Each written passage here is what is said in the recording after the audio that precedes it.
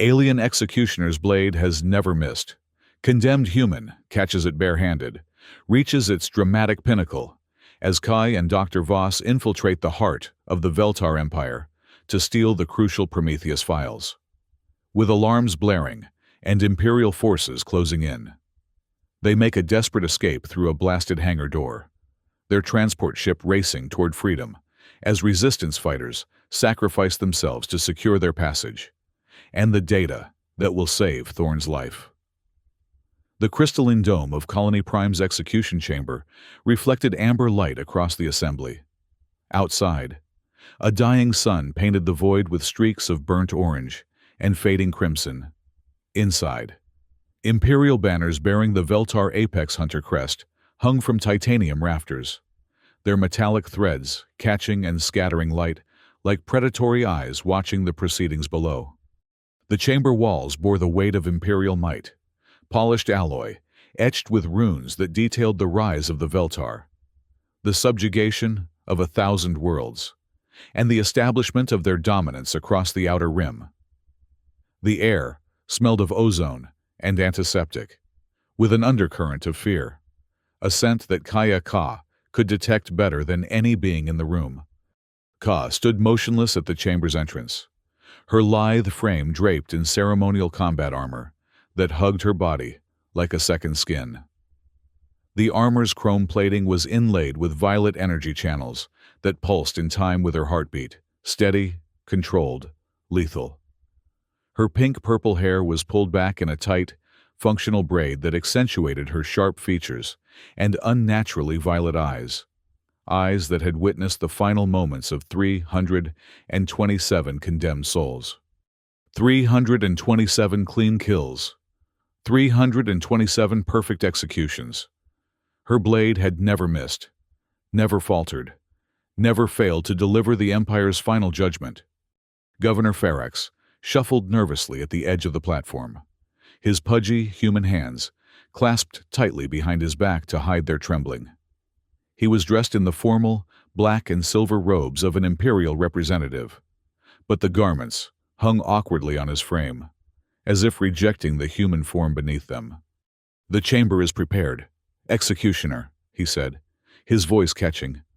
"The prisoner will arrive momentarily." Ka acknowledged him with the slightest inclination of her head. Ferrex was a political appointment, a human puppet installed to give the colony's population the illusion of representation. He existed to arrange spectacles like this one, public displays of imperial justice designed to inspire terror and obedience. Ka cared nothing for such politics. She was a weapon, honed to perfection, deployed with precision, nothing more. The crowd of mandated witnesses filled the tiered seating that surrounded the execution platform. Colonial officials, high-ranking Veltar officers, and randomly selected citizens, all required to observe the price of defiance. Their collective breath created a low, anxious murmur that rippled through the chamber. The main doors slid open with a hydraulic hiss. 4 Imperial guards marched in, flanking the condemned prisoner, Commander Vex, leader of the human resistance movement that had plagued Colony Prime for nearly 3 cycles. His wrists were bound in energy restraints that glowed a harsh blue against his tanned skin. Despite the restraints, despite his impending death, he walked with his head high. Ka assessed him clinically, approximately 2 meters tall, muscular but lean, with close-cropped dark hair and a face marked by determination rather than fear. His eyes, an unusual shade of green, scanned the room before settling on her with unsettling intensity. The guards forced him to his knees at the center of the circular platform. One of them read out the charges: treason against the Veltar Empire, organization of armed insurrection, destruction of Imperial property, murder of Imperial personnel. Governor Ferrex cleared his throat. "Does the condemned wish to make a final statement?"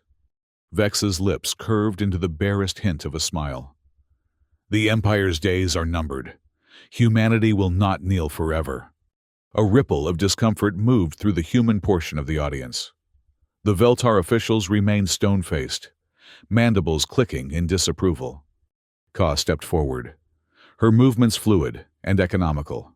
From her hip, she unsheathed her executioner's blade, a masterpiece of Veltar engineering. The hilt was carved from the bone of an extinct apex predator, inlaid with control circuits that responded to her touch alone. As her fingers wrapped around it, the blade ignited with a resonant hum.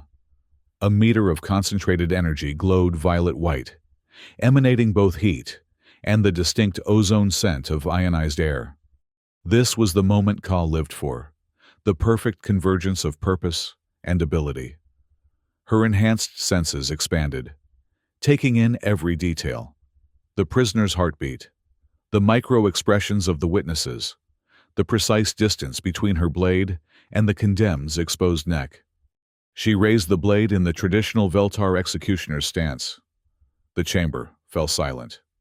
In one practiced motion, Ka brought the blade down, a perfect arc calculated to sever the spinal column at the precise point between the third and fourth vertebrae.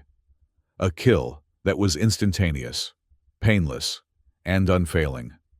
But the blade never reached its target. In a move too fast for human reflexes, Vex's hands shot up, his palms connected with the energy blade, catching it bare-handed between them. The humming stopped. The violet-white glow dimmed, then flickered out. The blade, the never-miss blade of the Empire's most feared executioner, hung inert between the human's hands. Gasps echoed through the chamber. Ka felt something she had never experienced before: shock, followed by the first stirrings of panic. Vex's eyes met hers, and in them she saw something impossible: triumph. "My name is not Vex," he said, his voice carrying through the suddenly silent chamber. "And today is not my day to die." With a surge of strength, he snapped the energy restraints at his wrists. The guards lunged forward, but they were too slow. The man who was not Vex rolled backward, flipped to his feet, and in 3 precise movements had disarmed the nearest guard and acquired a blaster. Chaos erupted. Witnesses screamed and pushed toward the exits. Governor Ferrex collapsed in a trembling heap. The remaining guards opened fire, but their target moved with impossible speed, evading their shots while making his way to the service corridor at the rear of the chamber. Ka stood frozen, her useless blade still extended, her perfect record shattered. For the first time in her career as Imperial executioner, she had failed. The escaped prisoner paused at the corridor entrance and looked back at her. There was something in his expression, not mockery, but a kind of acknowledgement. Then he was gone, disappearing into the bowels of the station. Ka's communicator crackled to life. The holographic form of Grand Admiral Vorak materialized, his mantis-like Veltar form towering over her, even in miniature. His compound eyes glittered with cold fury. "Executioner," he said, the word dripping with displeasure. "You have failed the Empire." Ka dropped to one knee, head bowed. "Yes, Admiral." "The human who escaped you is not Commander Vex. That was a deception. His true identity is Eric Thorne, a high-value target with information critical to Imperial security." Ka remained silent, accepting the reprimand. "You will track him. You will eliminate him. You will restore your honor and the honor of the Veltar blade you carry." Vorak's mandibles clicked in agitation. "You have 48 hours. Executioner. After that, you are no longer of use to the Empire." The hologram flickered out, leaving Ka alone with her failure and a new mandate. Her prey had escaped. Now the hunter would become the hunted. Ka stood in the silent analysis chamber, surrounded by holographic displays of Eric Thorne's dossier. She had retreated here immediately after the failed execution, determined to understand how a human, any human, could have neutralized her blade. The Empire's intelligence on Thorne was surprisingly extensive. Former Earth Alliance Special Forces, expert in guerrilla tactics, responsible for at least 12 major strikes against Imperial outposts, rumored to have undergone experimental augmentations, though the details were redacted even from her high-security clearance. His face rotated in 3 dimensions before her. Strong jaw, high cheekbones, those unusual green eyes that had locked with hers in the execution chamber. A long scar ran from his right temple to the corner of his mouth. The mark of a Veltar talon. She recognized. He had encountered her kind before and survived. Something about this human disturbed her equilibrium. It wasn't just that he had stopped her blade, impossible as that was. It was the way he had looked at her, not with fear or hatred, but with recognition, as if he had been expecting her specifically. Ka pushed the unsettling thought aside and focused on the tactical readouts. Thorn would need to get off station if he hoped to escape the Empire's reach. Colony Prime had only 3 main departure points: the military docks, heavily guarded, the commercial spaceport, monitored by Imperial security, and the civilian evacuation platforms. The civilian platforms, of course. They were designed for emergency use, with minimal security to facilitate rapid departures in case of catastrophic station failure. And, according to the status board, an evacuation drill was scheduled for the current cycle. Perfect cover for someone trying to blend in with a crowd. Ka reactivated her blade, reassured by its familiar hum. Whatever had happened in the execution chamber must have been a temporary malfunction. She would not fail again. She moved swiftly through the station's corridors, her senses alert to any sign of her quarry. Colonial citizens pressed themselves against walls as she passed, fear evident in their wide eyes and quickened heartbeats. Ka ignored them. There was only the hunt now. The civilian evacuation platform was a scene of controlled chaos when she arrived. Hundreds of colonists moved in orderly lines toward the waiting transport vessels, supervised by a mixture of colonial security and Imperial troopers. Perfect camouflage for a fugitive. Ka scanned the crowd methodically, filtering out children, women, the elderly, focusing only on men of Thorn's build and coloring. There, a tall figure in workers' coveralls, cap pulled low, moving with the distinctive economy of motion she had observed in the execution chamber. She stalked forward, slipping between groups of colonists with predatory grace. 20 meters separated them, then 15, 10. The man must have sensed her approach. He turned. Their eyes met, and Ka knew she had found her target. Thorn bolted, shoving through the crowd toward the upper catwalks. Ka followed, her enhanced physiology allowing her to move faster than any human. She vaulted over a security barrier, ignoring the shouts of the Imperial troopers, focused entirely on her prey. Thorn reached the catwalk and sprinted along it, heading toward the maintenance shafts that honeycombed the outer ring of the station. Kay was seconds behind him, her blade humming at her side, ready to complete the interrupted execution. "Eric Thorn!" she called out, her voice carrying over the din of the evacuation drill. "There is nowhere to run. The Empire reaches everywhere." He glanced back without breaking stride. "Then, I'll have to go somewhere the Empire hasn't reached yet." He disappeared through a maintenance hatch. Ka followed, finding herself in a narrow utility corridor, lit by intermittent red emergency lights. Her eyes adjusted instantly to the dimness, her other senses expanding to track her quarry. The scent of human adrenaline, the sound of rapid footfalls on metal grating, the subtle vibrations through the deck plating. She moved silently now, a predator in her element. The corridor branched and twisted, but she never lost his trail. Finally, she emerged onto an external observation platform, a semicircular balcony extending out from the station's hull, protected from vacuum by a thin energy field. Beyond it lay open space and the rust-colored curve of the planet below. Thorn stood at the platform's edge, his back to the stars, his face illuminated by the dying sun. He was trapped. "That was an impressive chase," he said, breathing hard, but otherwise showing no fear. "You're everything they say you are." Ka advanced slowly, blade extended. "You know who I am?" "Kaya, the Empire's perfect executioner. 327 kills. Never missed." Until today. He smiled faintly. I studied you, prepared for you. A futile preparation. Your escape was temporary. She raised her blade. Do you wish a clean death, Eric Thorne? Or shall I return you to the execution chamber for a public spectacle? To her surprise, Thorne straightened, his posture relaxing. Neither. Actually, I accept that you've caught me, but I won't be surrendering. Something in his calm certainty gave Ka pause. This was not the desperate defiance of cornered prey. This was something else. You have nowhere to go, she pointed out. This platform is a dead end. True. He took a step toward her, and instinctively, she raised her blade higher. He stopped, hands slightly raised. But I'm exactly where I need to be. Before Ka could decipher his meaning, a deafening siren blared throughout the station. Red emergency lights began flashing along the corridor behind her. Thorne's smile widened. Right on schedule. Ka's communicator activated without her input. An Imperial override.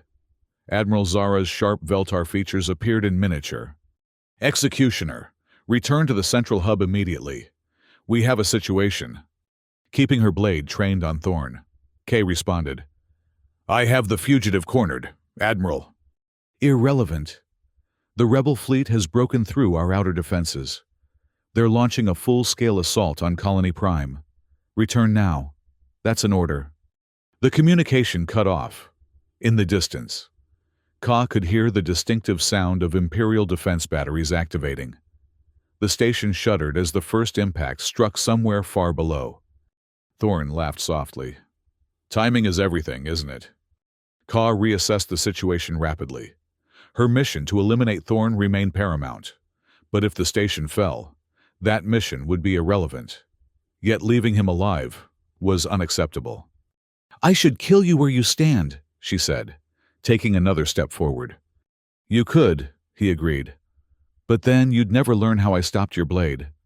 Another impact rocked the station, more violent than the first. The energy field protecting the observation platform flickered momentarily. We're both dead if we stay here, Thorne said, his tone suddenly serious. The rebels don't know I'm aboard. This attack isn't a rescue mission. It's a destruction mission. They're going to blow this station to atoms. Why should I believe you? Because I'm offering you a way out. He gestured to a small maintenance craft docked at the far end of the platform, easily overlooked, half hidden behind a jutting section of hull. That's my extraction vehicle. It has enough fuel to reach the nearby asteroid belt. We can both survive this, or we can both die. Your choice, Executioner. A third impact, and this time, emergency bulkheads began slamming shut throughout the visible sections of the station. They had minutes, perhaps seconds, before this platform was either sealed off or depressurized. Ka made her decision. Move toward the craft, slowly. Any sudden movements and I will end you, regardless of the consequences.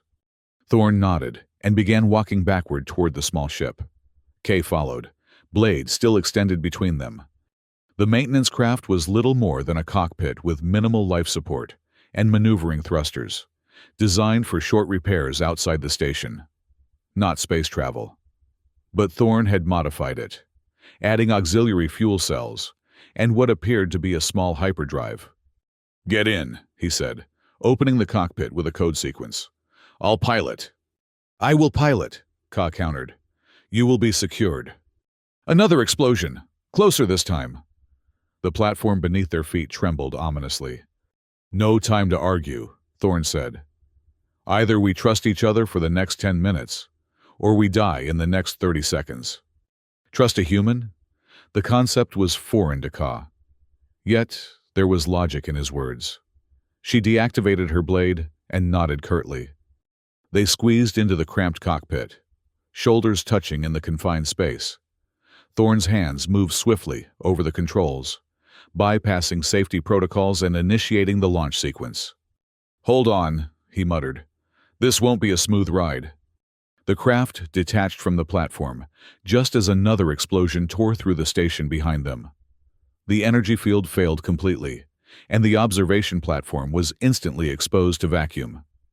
Kay watched dispassionately as debris and bodies were sucked out into space. Thorne piloted with surprising skill, weaving the small craft through the expanding cloud of wreckage that had once been sections of Colony Prime. Above them, the massive shapes of Imperial destroyers exchanged fire with smaller, more agile rebel vessels. The void was crisscrossed with energy beams and missile contrails. "We need to get clear of the battle," Thorne said, his attention fixed on the viewport. "Neither side will hesitate to blast us out of existence." Ka studied his profile as he flew, noting the intensity of his concentration, the skillful economy of his movements. This was no ordinary rebel. "Where did you learn to fly like this?" "Earth Alliance Flight Academy. Before the Empire decided humans worked better as slaves than allies." The bitterness in his voice was palpable. Ka found herself unexpectedly curious. The Empire offered humanity protection and advancement. Thorne barked a short, harsh laugh. "Is that what they taught you? The Empire offered submission or extermination. We chose a third option." "Rebellion. Your people cannot win against the Veltar. It is biologically impossible." "Maybe." Thorne executed a sharp turn, narrowly avoiding a piece of station debris the size of a transport ship. "Or maybe you've underestimated what humans will do when backed into a corner." Their small craft cleared the immediate battle zone, but the danger was far from over. 2 Imperial patrol ships had broken from the main fleet and were moving to intercept them. "They've spotted us," Ka observed. "Yep, and we're in a maintenance craft with no weapons and minimal shielding." Thorne accelerated toward the asteroid belt that circled the system's dying sun. Time for some creative flying. He pushed the small craft to its limits, diving into the belt where the larger patrol ships would have difficulty following. Asteroids ranging from the size of a fist to the size of a small moon drifted in complex patterns, creating a 3-dimensional maze of rock and shadow. "Are you insane?" Kay demanded as they narrowly avoided collision with a tumbling boulder. "The statistical probability of successfully navigating an asteroid field." "Don't tell me the odds." Thorne cut her off, a grim smile playing at his lips. "Just watch." For the next 20 minutes, Ka experienced something entirely new, the surrendering of control. She, who had always been the perfect instrument of Imperial will, was now a passenger, her fate in the hands of a human fugitive. Thorne flew with a combination of reckless daring and uncanny precision. Several times, Kay was certain they would be crushed between converging asteroids, only for the craft to slip through gaps that seemed impossibly narrow. The pursuing patrol ships fell further behind, unwilling to risk their larger vessels in the densest sections of the belt. Finally, Thorne guided them into the shadow of a massive asteroid, more a small planetoid, and powered down all non-essential systems. "They'll lose us here," he said, leaning back in the pilot's seat for the first time since their escape. "Heat and electromagnetic signatures are scrambled in the belt. As long as we stay powered down, we're effectively invisible." Ka watched as the patrol ships made a final sweep of the outer belt before returning to the battle around Colony Prime.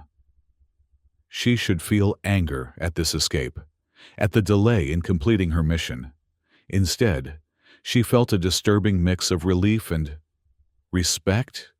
No, that was impossible. Respect was not an emotion she was permitted to feel toward a target. She refocused, remembering her mission. They were alone now. The craft was small. Thorne was within arm's reach. She could complete her execution here, take control of the craft, and return to the Empire with her honor restored. Her hand moved to her blade. Thorne noticed the movement but didn't flinch. Instead, he turned those green eyes on her with an expression of tired resignation. "Go ahead," he said quietly. "That's why you're here, isn't it? To finish the job?" Ka's fingers wrapped around the hilt of her blade, the familiar texture grounding her. "It is my duty." "Duty." Thorne nodded slowly. I understand duty. I served too, before the Empire. But there comes a point, Kaya, when you have to ask yourself, duty to what? To whom? To the Empire. And what is the Empire but those who command it? Do you even know why I was sentenced to death? What terrible crime I committed? Ka hesitated. The charges had been read at the execution. Treason, insurrection, destruction of property, murder, standard charges for rebels. Thorne seemed to read her thoughts. I led a raid on an Imperial research facility. Not a military target. A scientific installation. Do you know what they were doing there? It is not my place to question. They were experimenting on human children. The words hung in the small cockpit, sharp as blades. Taking the most promising specimens from conquered colonies, trying to replicate what they did to me, what they did to you. Ka's hand froze on her weapon. What do you mean? What they did to me? Thorne's expression softened slightly. You really don't know, do you? The Veltar didn't evolve as apex predators. Kaya. They engineered themselves that way. And when they conquered humanity, they started engineering us too. An uncomfortable sensation spread through Ka's chest, like the moment before a fight, but without the clarity of purpose. You are trying to confuse me, to delay your execution. I'm trying to show you the truth. Thorne held her gaze steadily. I was part of Project Prometheus, the first generation of humans augmented with Veltar technology. Enhanced reflexes, strength, sensory perception. Sound familiar? It did. Too familiar. The abilities that made Ka the perfect executioner, abilities she had been told were the result of her unique Veltar heritage, her pure bloodline. You're lying, she said, but uncertainty had crept into her voice. Am I? Thorne slowly, deliberately rolled up his sleeve, along his forearm, barely visible beneath the skin. A network of fine filaments glowed with a subtle blue light. This is how I stopped your blade. Prometheus augmentations include energy dispersal capabilities. Your blade's power was absorbed and neutralized on contact. Ka stared at the glowing circuitry beneath his skin. It was unlike anything she had seen before, and yet somehow familiar. If what you say is true, why would the Empire hide this from me? Because knowledge is power, and the Empire doesn't share power, not even with its most loyal servants. Thorne's voice was gentle now, almost compassionate. You're not pure Veltar, Kaya. You're augmented, just like me. Probably taken from a human colony as a child, modified, and raised to believe you were one of them. Ka's world seemed to shift beneath her. Memories flashed, disjointed fragments she had never been able to place. A world with blue skies, not the amber ones of Veltar. The sound of laughter, a hand, a human hand, holding hers. No, she whispered, but the denial lacked conviction. Look at yourself, Kaya. Really look. The Veltar are insectoid. You have hair. You have eyes like mine. You're human. Just changed enough to make you forget. Ka's hand fell from her blade. She stared at her own fingers. 5 digits. Not the 3-clawed appendages of the Veltar. She had always worn gloves in the presence of Veltar superiors. Her armor had always covered most of her body. Her quarters had no mirrors. If this is true, she said slowly, why tell me? Why not let me execute you in ignorance? Thorne leaned forward. Because you deserve to know what you're fighting for. And because I need your help. My help? The concept was so foreign that Ka almost laughed. I was sent to kill you. And yet, here we are, having a conversation instead. He gestured to the circuitry under his skin, which had begun to pulse more rapidly. The Prometheus augmentations are killing me. Kaya. All of us from the first generation. The technology is unstable. It's breaking down our cellular structure. That facility I raided. They were trying to perfect the process using children as test subjects. Ka's mind raced. reassembling her understanding of the world with this new information. If what Thorne said was true, then everything she had believed about herself, about her place in the Empire, was a lie. But before she could respond, the craft's proximity sensors blared to life. On the rudimentary scanner, a massive shape appeared, moving toward their position from the direction of Colony Prime. "Imperial Dreadnought," Thorne said grimly. "Admiral Zara's flagship. They must have broken off from the main battle to hunt us down." Ka made a decision. "Power up the engines. We need to move deeper into the belt." Thorne glanced at her, surprise evident in his expression. "You're not going to signal them? Turn me in?" "Not yet." Ka met his gaze steadily. "I need to verify your claims." A small smile touched his lips. "That's a start." He reactivated the craft's systems, and they resumed their journey through the asteroid belt, now pursued by a vessel thousands of times larger and infinitely more deadly than the patrol ships they had evaded earlier. "The Dreadnought can't follow us through the tighter clusters," Thorne said as he navigated around a slowly rotating asteroid. "But they'll have launched fighters by now. We need a better hiding place." Ka scanned the surrounding space. "There!" She pointed to a massive, cratered asteroid with a distinctive concave depression on one side. "That formation may conceal us from their scanners." Thorne nodded and adjusted their course. As they drew closer, the concave section resolved into something unexpected. Not a natural formation, but the remnants of an ancient mining operation. Carved into the asteroid's face was a hangar-like opening, large enough to admit their small craft with room to spare. "Abandoned rhodium mine," Thorne murmured as he carefully guided them inside. "Impressive spotting."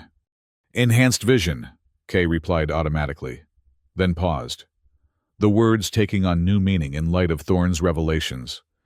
The interior of the mine was a cavernous space, dark except for the faint glow of their craft's running lights.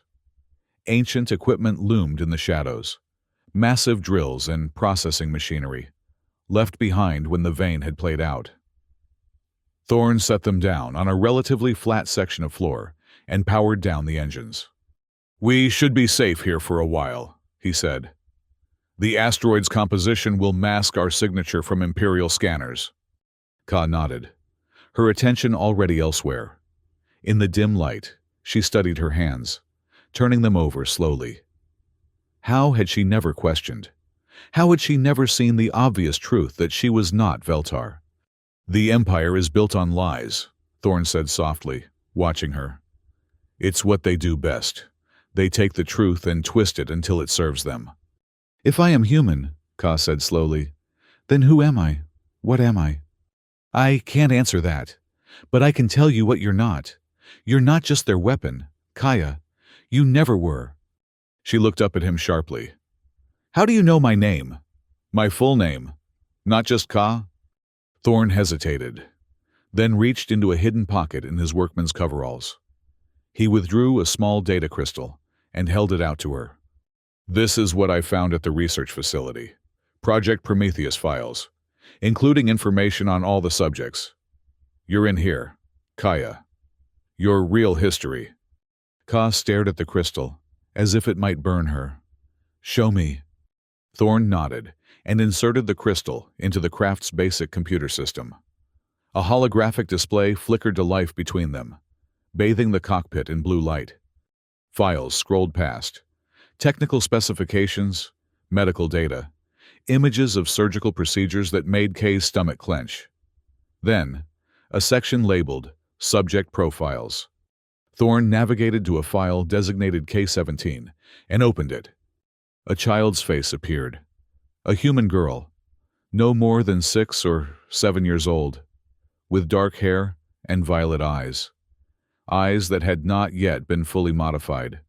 Below the image, text scrolled. Subject K-17. Birth name, Kaya Navai Sung. Colony of origin, New Terra.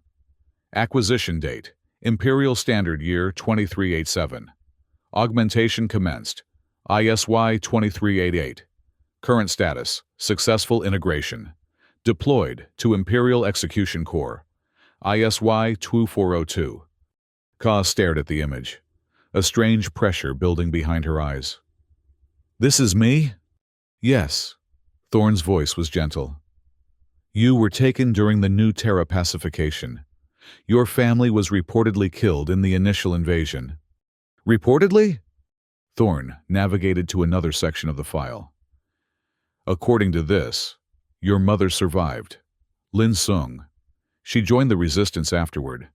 She's been looking for you for 15 years. The pressure behind Ka's eyes intensified, spilled over. She touched her cheek, surprised to find it wet. Tears. She was crying, something she had not done since she could not remember when. My mother is alive.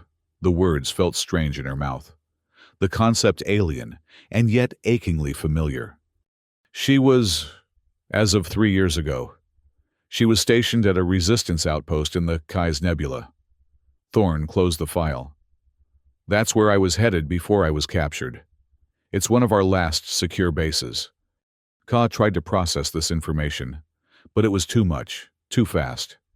Her entire identity, the foundation of her existence, had been revealed as a construction. She was not Veltar. She was not the Empire's perfect executioner. She was Kaya Sung, a stolen child, remade into a weapon to use against her own kind. The craft shuddered suddenly as a massive impact struck the asteroid. Dust and small rocks rained down from the cavern ceiling. They're bombing the belt, Thorn said grimly, checking the external sensors. Not precision strikes. They're just trying to flush us out. Another impact, closer this time. The ancient mining equipment groaned as the asteroid shifted around them. We can't stay here, Ka said, wiping away the tears with a quick, almost angry gesture. This structure won't withstand a direct hit. Thorn nodded. We need to make a run for the Kai's Nebula. It's our only chance. He hesitated. But I need to know where you stand. Kaya, are you with me, or are you still the Empire's executioner? Ka touched the hilt of her blade, feeling its familiar contours. For 15 years, it had been her identity, her purpose. But now, I need to know the truth, she said finally. All of it. If my mother is alive, if what you've shown me is real, I need to see for myself. That's not exactly a declaration of rebellion, Thorn observed with a faint smile. It's all I can offer now. Another impact rocked the asteroid, this one close enough to send cracks racing across the cavern ceiling. It'll have to do, Thorn said, powering up the engines. Hold on! This exit is going to be hot! They blasted out of the mining hangar, just as a section of the ceiling collapsed behind them. Outside, the asteroid field had become a kill zone. Imperial fighters swarmed through the belt, methodically bombarding any asteroid large enough to conceal their quarry. The dreadnought loomed in the distance, its massive weapons batteries glowing as they charged for another barrage. Thorn piloted with the same controlled recklessness he had demonstrated earlier, using the asteroids for cover while gradually working their way to the edge of the belt. Kay found herself analyzing his technique, noting the precision of his movements, the way he anticipated trajectories 3 and 4 steps ahead. How are we going to get past the dreadnought? She asked, as they narrowly avoided a fighter patrol. We don't have to, Thorn replied, his eyes fixed on the viewport. We just need to get far enough from the gravity well to make the jump to hyperspace. This craft has a functional hyperdrive? Ka couldn't keep the surprise from her voice. I modified it myself. It's not fancy, but it'll get us to the nebula. An alarm blared. They had been spotted. 3 Imperial fighters broke from their patrol route and accelerated toward them. I'll handle this, Kay said, reaching for the rudimentary weapons control. The maintenance craft had been equipped with a single laser cannon, meant for clearing debris. Not combat, but functional nonetheless. She fired, not at the fighters themselves, but at a cluster of smaller asteroids in their path. The resulting explosion created a debris field that forced the fighters to break formation and evade. One wasn't quick enough. A jagged rock the size of a transport shuttle tore through its port wing, sending it into an uncontrolled spin. "Nice shooting," Thorne said, genuine admiration in his voice. "I was not aiming to destroy them," Ka replied. "Merely to delay." Thorne glanced at her. "Still not ready to kill your former comrades?" "They are following orders, as I did." The words felt hollow, even as she spoke them. If everything Thorne had told her was true, then those orders had been built on lies. But the Imperial pilots didn't know that. They were simply doing their duty, as she had done hers. Duty. The concept had seemed so clear before. Now it was muddied, complicated by revelations she was still struggling to process. They reached the edge of the asteroid belt, the open space between them and freedom seeming impossibly vast. The dreadnought had repositioned, its massive bulk directly in their path. Fighters converged from all directions. "We're not going to make it," Kay observed dispassionately. "Yes, we are." Thorne's voice was tight with concentration. "But I need you to trust me completely for the next 30 seconds. Can you do that?" Ka hesitated, then nodded once. "Yes." "Good. Reroute all power from weapons and life support to the engines and shields. Every bit you can spare." Ka complied, her fingers moving swiftly over the unfamiliar controls. Warning lights flashed as the life support systems went into emergency mode. The temperature in the cockpit immediately began to drop. "Now hold on and don't distract me," Thorne said, his breath visible in the rapidly cooling air. "This is going to get interesting." He accelerated directly toward the dreadnought, not trying to evade it, but charging it head-on. The massive Imperial vessel grew in their viewport until it seemed to fill the entire universe, its weapons ports glowing with building energy. "What are you doing?" Ka couldn't help asking, even as she braced for impact. "Something stupid," Thorne replied through gritted teeth. "The only move they won't expect." The dreadnought opened fire, energy beams lancing through space around their tiny craft. Thorne jinked and rolled, somehow finding the gaps in the barrage, pushing closer and closer to the massive vessel. "Their weapons are designed to target objects at range," he explained, as they narrowly avoided another blast. "They can't depress their angles enough to hit something hugging their hull." Understanding dawned. "You're going to use the dreadnought itself as cover." "Exactly." Thorne flashed her a quick, fierce grin. "Like I said, stupid, but unexpected." They skimmed along the dreadnought's hull, so close that Ka could see individual armor plates and weapon emplacements. The fighters couldn't follow without risking collision with their own flagship. For a moment, they had a clear path, racing along the underbelly of the massive vessel toward open space. "Get ready to restore power to life support as soon as we clear the ship," Thorne instructed. "We'll only have seconds to make the jump once we're in open space." Ka nodded, her hands poised over the controls. The end of the dreadnought approached rapidly. "Now!" Thorne called as they shot out from beneath the Imperial vessel. Ka diverted power, back to life support, feeling the immediate relief as warm air began circulating again. Behind them, the fighters had regrouped and were in pursuit. But they had a lead of several seconds, enough time for what they needed to do. Thorne activated the hyperdrive. The stars around them elongated, stretching into streaks of light as the small craft punched through the fabric of normal space and into the swirling chaos of hyperspace. They had escaped. The hyperspace tunnel enveloped them in its ethereal blue glow, the swirling energies outside the viewport casting rippling patterns across the cockpit interior. Ka leaned back in her seat, the adrenaline of their escape gradually fading, leaving her with the hollow uncertainty that had been growing since Thorne's revelations. "How long until we reach the nebula?" she asked, breaking the silence that had fallen between them. "About 6 hours," Thorne replied, checking the navigation system. "This hyperdrive isn't the fastest, but it's reliable. We should arrive at the outer boundary of the Kai's Nebula without any problems." Ka nodded, her gaze drifting to the data crystal still inserted in the craft's computer. I want to see more. Thorne studied her for a moment, then nodded. Of course. The files are encrypted, but I can access the sections relevant to you. He reactivated the holographic display, navigating through layers of security to reach the Project Prometheus archives. More images appeared. Clinical photographs of Kai at various stages of her augmentation process. Medical diagrams detailing the modifications made to her body. Performance evaluations tracking her development from confused child to perfect weapon. They altered your memory centers first, Thorne explained, highlighting a section of brain scans.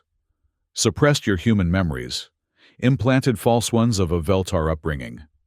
The physical augmentations came later. Enhanced strength, reflexes, sensory perception. Ka stared at the evidence of her transformation. Why? Why go to such lengths to make me believe I was Veltar? Loyalty, Thorne said simply.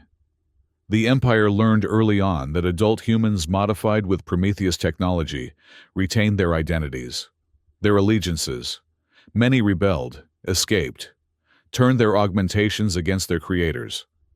But children could be remade completely, their minds rewritten, their bodies enhanced, and their loyalty ensured. How many others like me are there? Thorne scrolled through the files. According to this, 12 successful integrations, all children from conquered colonies, all reprogrammed to believe they were Veltar, all deployed to specialized roles, assassins, spies, executioners. Ka felt sick. 12 children stolen, their identities erased, transformed into weapons for the Empire. And she had been one of them. And the first generation, your generation. Thorne's expression darkened. Adults, volunteers. Initially, the Empire approached human colonies with promises of cooperation, advancement.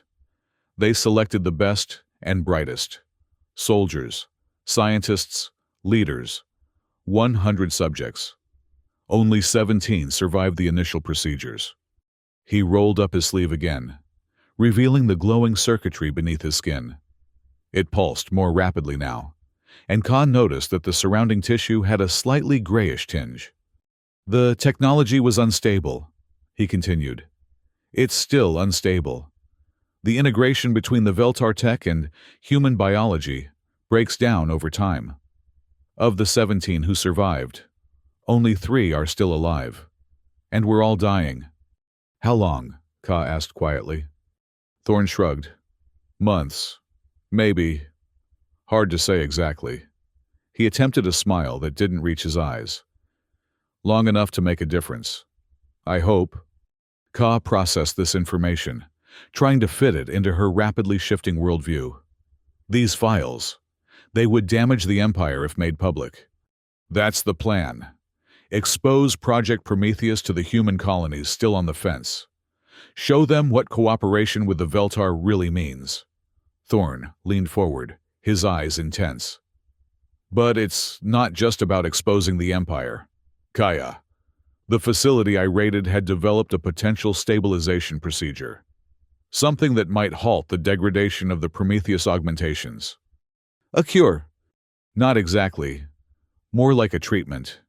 It wouldn't reverse the damage, but it might prevent further deterioration.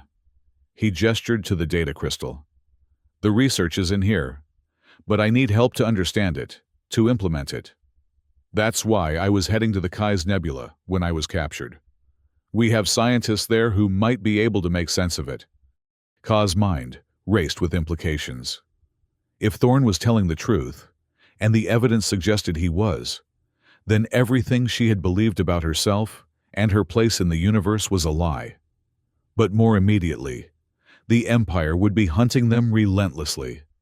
Admiral Zara would not abandon the pursuit, not after such a humiliating escape. The Empire will have anticipated our destination, she said. They know your connection to the Resistance. They will be waiting for us at the Nebula. Thorne grimaced. I know, but we don't have much choice. I need those scientists, and you. He hesitated. Your mother is there, Kaya. If she's still alive, she's been waiting 15 years to see you again. The concept of having a mother, a real, human mother who had been searching for her, was still too vast for Ka to fully comprehend. She had been raised to believe herself the product of selective Veltar breeding, engineered for perfection. The idea of having been born, of having had parents who loved her, who had lost her, it created an ache in her chest that was both painful and strangely welcome. "If what you say is true," she said slowly, "then the Empire has taken everything from me.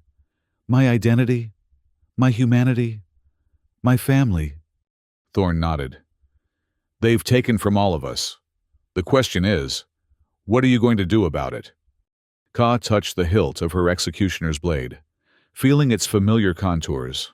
For so long, it had been the symbol of her purpose, her place in the universe. Now, it represented something else, the lies she had been forced to live, the atrocities she had committed in ignorance. "I need to know the truth," she said finally. "All of it. When we reach the nebula, when I find my mother, then I will decide." Thorn seemed to accept this. "Fair enough. But we should prepare for our arrival. The nebula will provide some cover, but we'll need a plan to avoid Imperial patrols." They spent the remaining hours of the hyperspace journey studying the layout of the Kai's Nebula, identifying potential approach vectors, and preparing contingency plans. Thorn shared his knowledge of resistance protocols and safe harbors within the swirling gas clouds that made up the nebula. Ka contributed her understanding of Imperial tactics and patrol patterns. It was strange, Ka reflected, how easily they fell into this collaboration. Hours ago, she had been intent on killing this man. Now they were planning together, each bringing their unique knowledge to bear on the problem of survival. It felt right, in a way that disturbed her, as if something long dormant within her was awakening. The hyperdrive alarm chimed, signaling their approach to the nebula. Thorn deactivated the holographic display and returned his attention to the controls. "Ready?" he asked. Ka nodded, setting aside her troubled thoughts. "Ready." The swirling tunnel of hyperspace collapsed around them, returning them to normal space. The viewport filled with the spectacular vista of the Kai's Nebula. Vast clouds of multicolored gas illuminated from within by the energies of new star formation. Reds, purples, and blues swirled together in cosmic patterns, creating a natural camouflage for anyone hoping to hide within. But they were not alone. Directly ahead, silhouetted against the nebula's glowing backdrop, waited an Imperial blockade. 3 destroyers formed a picket line, their weapon systems active and scanning. Fighter patrols crisscrossed the space between them, methodically searching for any approaching vessels. "They were waiting for us," Thorn said grimly. "Just as you predicted." Ka studied the blockade formation, her enhanced vision picking out details that would be invisible to normal human sight. The center destroyer is Admiral Zara's command vessel. She must have broken off from the battle at Colony Prime and jumped ahead of us. "Suggestions?" Thorn asked, already adjusting their course to keep a nearby asteroid between them and the Imperial sensors. Ka considered the tactical situation. "The blockade is focused on the most direct route into the nebula, but there are other approaches." She pointed to a particularly dense section of the nebula's outer boundary. "There. The energy discharges in that region will confuse their sensors, and the gas density will provide visual cover." Thorn nodded. "Dangerous flying, but possible." He altered their course, keeping the asteroid between them and the blockade as they began their approach to the nebula's turbulent edge. They had almost reached the swirling boundary when alarms blared. One of the Imperial patrol fighters had swung wide, circling the asteroid that had concealed them. They had been spotted. "So much for the subtle approach," Thorn muttered, accelerating toward the nebula. "Hold on!" They plunged into the roiling gases, visibility instantly dropping to near zero. Outside the viewport, Swirls of purple and blue engulfed them, occasionally torn apart by arcs of energy that crackled through the nebula's charged particles. Behind them, the Imperial fighters gave chase, their weapons firing blindly into the gas clouds. Thorn flew by instinct and the craft's rudimentary sensors, which struggled to penetrate the nebula's interference. Kay watched the pursuers on the rear scanner, calculating trajectories and probabilities. "Bank left on my mark," she said, her hand on the weapon's control. 3, 2, 1, now." Thorn complied without hesitation. Kay fired the laser cannon, not at the pursuing fighters, but at a pocket of volatile gas directly in their path. The energy beam ignited the gas, creating a cascade explosion that expanded outward. 2 of the 3 Imperial fighters were caught in the blast, their shields overloaded by the sudden energy surge. "Nice shooting," Thorn acknowledged as they pushed deeper into the nebula. "What about the third one?" "It turned back," Kay reported. "But they'll report our position. The destroyers will be moving to cut off potential exit vectors. Then we'd better make it to the base quickly." Thorn consulted a small device he had extracted from his pocket, a resistance pathfinder, calibrated to guide them through the nebula's treacherous currents. "The outpost is here, in the Serendi Formation. Another 20 minutes if we can maintain this speed." The nebula grew denser around them, the gas clouds occasionally parting to reveal spectacular vistas, newborn stars glowing in their cosmic cradles, frozen comets trailing luminescent tails, the skeletal remains of ancient ships that had wandered into the nebula and never emerged. It was beautiful and deadly, a perfect hiding place for those who knew its secrets. They followed the Pathfinder's guidance, adjusting course to avoid dangerous radiation pockets and gravitational eddies. Finally, they approached a formation that stood out from the surrounding chaos, a cluster of asteroids arranged in an unnaturally regular pattern, their surfaces modified and connected by constructed tubes and pressure domes. "Serendi Outpost," Thorn said, a note of relief in his voice. "Home, at least for now." He transmitted a series of coded signals. Long moments passed with no response, and Ka felt tension building in her chest. Had the outpost been compromised? Had they come all this way only to find another Imperial trap? Finally, a return signal flashed on their console, and a voice crackled through the comm system. "Unidentified craft. You are using outdated clearance codes. Identify yourself immediately." Thorn leaned forward. "This is Eric Thorn. Authentication, Prometheus Alpha 3. I've returned with the research data. And a guest." Silence. Then, "Thorn, we thought you were dead. The news from Colony Prime said you'd been executed." "Not quite." Thorn glanced at Kay. "The execution didn't take. Stand by for docking instructions. And Thorn, your guest had better not be who I think it is." The communication cut off. Thorn sighed. "That was Morgan, head of security. He's not going to be happy about you." "I am the Empire's executioner," Ka said. "I would not expect a warm welcome." Thorn corrected gently. "You were the Empire's executioner. What you are now. That's up to you." Docking instructions appeared on their console, directing them to a small hangar bay on the underside of the largest asteroid. Thorn guided their craft carefully through the docking procedure, settling onto the landing pad with a soft thump. The hangar pressurized around them, status lights changing from red to green as the atmosphere stabilized.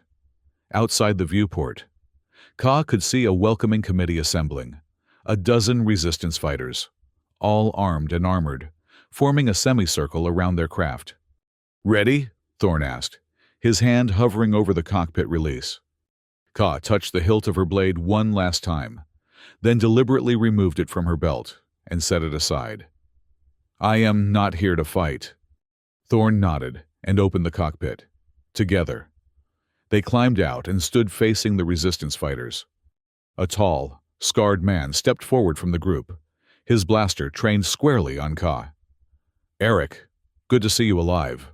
His eyes never left Ka. Want to explain why you brought the Empire's most notorious executioner to our secret base? It's complicated, Morgan, Thorne replied, positioning himself slightly in front of Kay. But she's not here as an enemy. She helped me escape Colony Prime. Did she now? Morgan's expression remained suspicious. And I suppose the Imperial blockade that just appeared at the nebula's edge has nothing to do with her. The Empire is hunting both of us, Ka said, keeping her hands visible and her posture non-threatening. I have learned things that have changed my understanding of my place in the universe. Morgan's laugh was harsh. Is that what we're calling it now? A change of understanding? He looked to Thorne. She's killed dozens of our people, Eric, hundreds. Her blade is infamous throughout the colonies. I know what she's done, Thorne said quietly. But she didn't know what she was. Show him, Kaya. Slowly, carefully, Ka rolled up her sleeve, revealing skin that, in the bright lights of the hangar, showed faint traces of the same circuitry that glowed beneath Thorne's skin. Murmurs spread through the gathered fighters. Morgan's eyes widened slightly. Prometheus tech? That's impossible. The subjects were all adults, all volunteers. Not the second generation, Thorne said. The Empire took children for Phase 2, altered their memories, made them believe they were Veltar. He gestured to Ka. She's one of them, and there are more. Morgan lowered his weapon slightly. Prove it. Thorne held up the data crystal. It's all in here.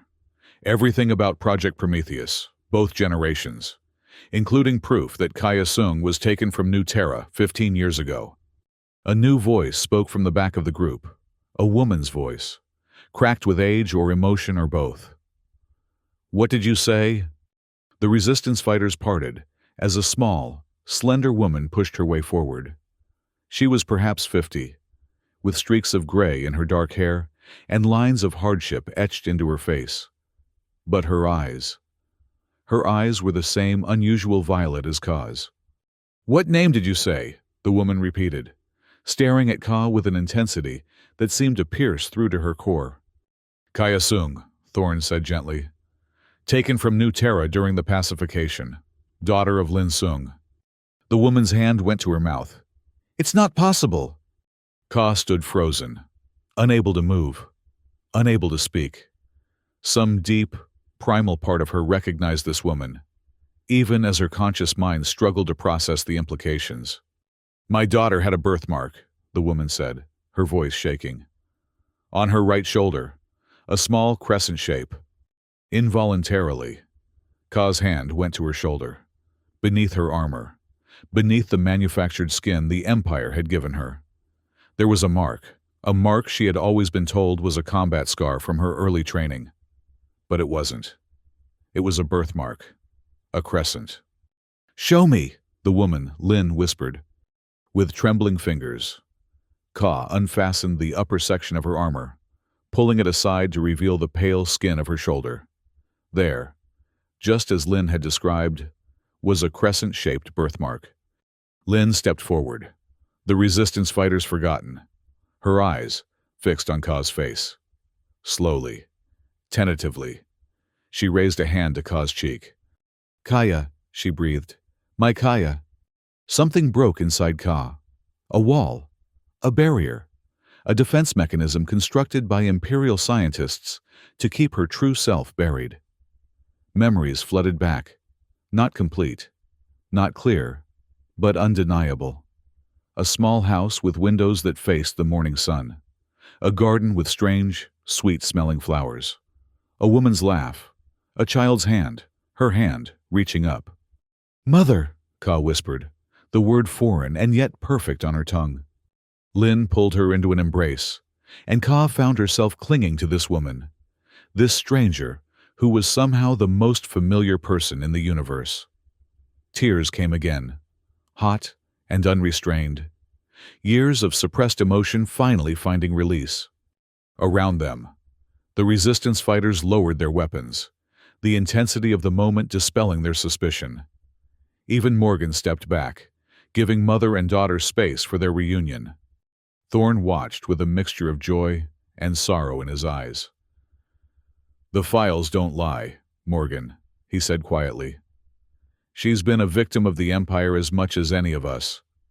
Maybe more." Morgan nodded slowly. "I'll want to see everything on that crystal. But for now—" He gestured to Ka and Lin, still locked in their embrace. "For now, let them have this." The reunion lasted long into the station's night cycle. Lin took Ka to her quarters, a small but warmly furnished compartment that stood in stark contrast to the austere chambers Ka had occupied in Imperial facilities.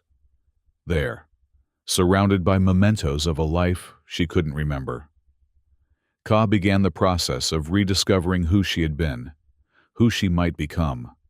Lin showed her photographs, precious, irreplaceable images salvaged from New Terra before its fall. Ka, as an infant, cradled in her mother's arms. Ka, at 3, playing in that garden she had glimpsed in her returning memories. Ka, at 6, just before the invasion, her smile wide and innocent, unaware of the fate that awaited her. "I never stopped looking," Lin told her, clutching Ka's hand as if afraid she might disappear. "When the Empire came, when they took you, I was injured in the attack. By the time I recovered, the colony had fallen. They told me you were dead, but I never believed it. Something in my heart knew you were still alive." "How did you find the resistance?" Ka asked. "They found me. I was trying to sneak onto an Imperial facility, looking for records of relocated children. I was captured, nearly executed. The resistance rescued me." Lin smiled sadly. "I've been with them ever since, searching every database we could access, following every rumor of human children in Imperial custody." Ka struggled to reconcile this history with the narrative she had been given, the proud Veltar heritage, the honor of selection for the Executioner Corps, the glory of serving the Empire. It had all been fabricated, implanted in her mind to replace the truth of her abduction and transformation. "I don't remember much," she admitted. "There are fragments, feelings, but it's like looking through frosted glass." "The memories may come back in time," Lin said, "or they may not. But we can make new ones." Her eyes shone with unshed tears. "You're alive, Kaya. After 15 years, you've come back to me. That's all that matters now." There was a gentle knock at the door. Thorne stood there, looking exhausted but determined. "I'm sorry to interrupt," he said, "but Morgan has called a council meeting. They've reviewed the Prometheus files. They want to speak with both of us." Ka nodded. This moment of reunion, precious as it was, existed within a larger reality. The Empire was still hunting them. The Prometheus augmentations were still killing Thorne. There were decisions to be made, actions to be taken. Lin squeezed her hand. "I'll come with you." Together. The three of them made their way through the asteroid outpost's winding corridors to the central command chamber. The room was dominated by a large holographic projection table, around which stood the resistance leadership, men and women from a dozen human colonies, their faces weathered by years of struggle against the Empire. Morgan stood at the head of the table, his expression grave. Thorne, Sung. He acknowledged them with a nod. "The Council has reviewed the Prometheus files. What we've found is disturbing, to say the least." "That's putting it mildly," said a tall woman with close-cropped gray hair. "The Empire has been experimenting on human children, turning them into weapons. It's monstrous. And there are 11 others like me," Ka said. "It wasn't a question." Morgan nodded. "According to the files, yes. All deployed to specialized roles throughout Imperial territory. All unaware of their true origins." "We need to find them," Lin said firmly. "Bring them home, like Kaya." "That's one priority," Morgan agreed. "But there's more." He turned to Thorne. The files confirm what you've been telling us. The first-generation Prometheus subjects are dying. The cellular degradation is accelerating. Thorne's face remained impassive, but Kay noticed the tension in his shoulders. What about the stabilization procedure? The research I retrieved from the facility? A small, bird-like woman stepped forward. Dr. Alara Voss, according to the nameplate on her lab coat. We've analyzed the data, Mr. Thorne. The procedure exists, but it's incomplete. The Empire's scientists were still in the experimental phase. They had theories, promising leads, but no confirmed solution. So I'm still dying, Thorne said flatly. Yes, Dr. Voss acknowledged, but perhaps not as quickly as you feared. Based on our preliminary analysis, we might be able to slow the degradation, buy you and the other survivors more time. Time to do what? Thorne asked. Morgan gestured to the holographic display, which showed a schematic of what appeared to be another research facility. To go back to the source, the Prometheus project didn't begin on Colony Prime. That was just one branch of the research. The primary facility, the place where the Empire developed the original augmentation procedures, is here, on Veltar Prime itself. A stunned silence fell over the room. Veltar Prime, the heart of the Empire, the most heavily defended planet in known space.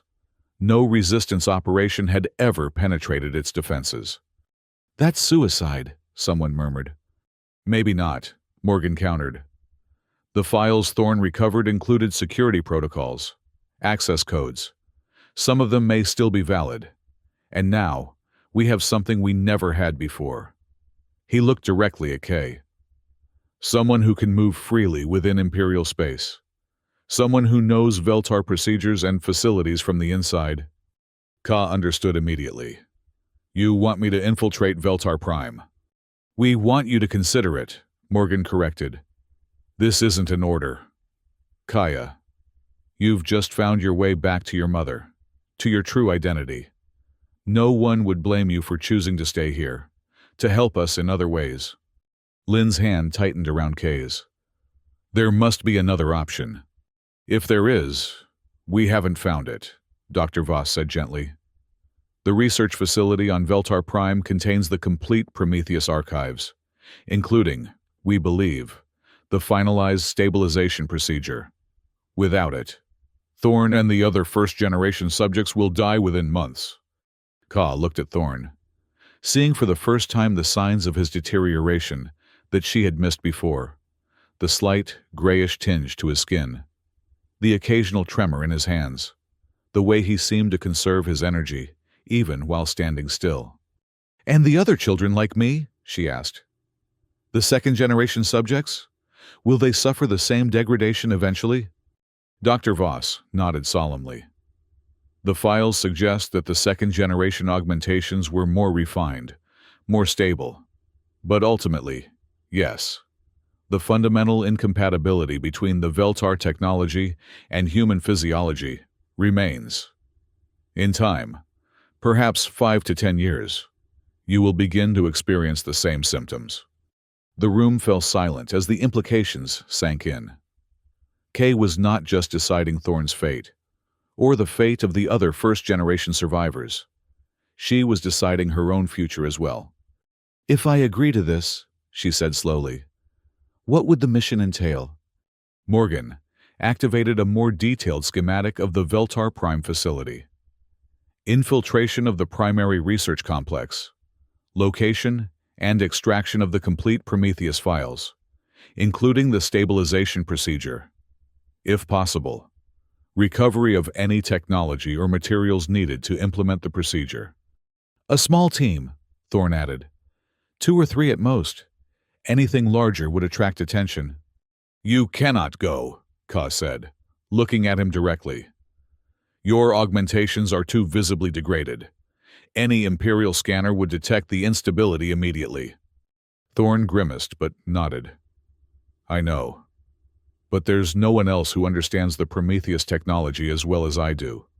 No one else who would recognize the correct files, the crucial components. I would, said Dr. Voss. I've been studying the Prometheus data since Thorne first brought us fragments 3 years ago. I know what we're looking for. Morgan looked between the three of them. So, Kaya and Dr. Voss, infiltrating the heart of the Empire to steal its most closely guarded secrets. He shook his head. It's still dangerously close to a suicide mission. I need time, Kay said. To consider. She glanced at her mother, at Thorne, at the resistance leaders watching her expectantly. To decide who I am now. Of course, Morgan agreed. But not too much time. The Imperial blockade will find this outpost eventually, and Thorne's condition isn't improving while we debate. The meeting adjourned, and Ka found herself walking the outpost's corridors alone, seeking space to think.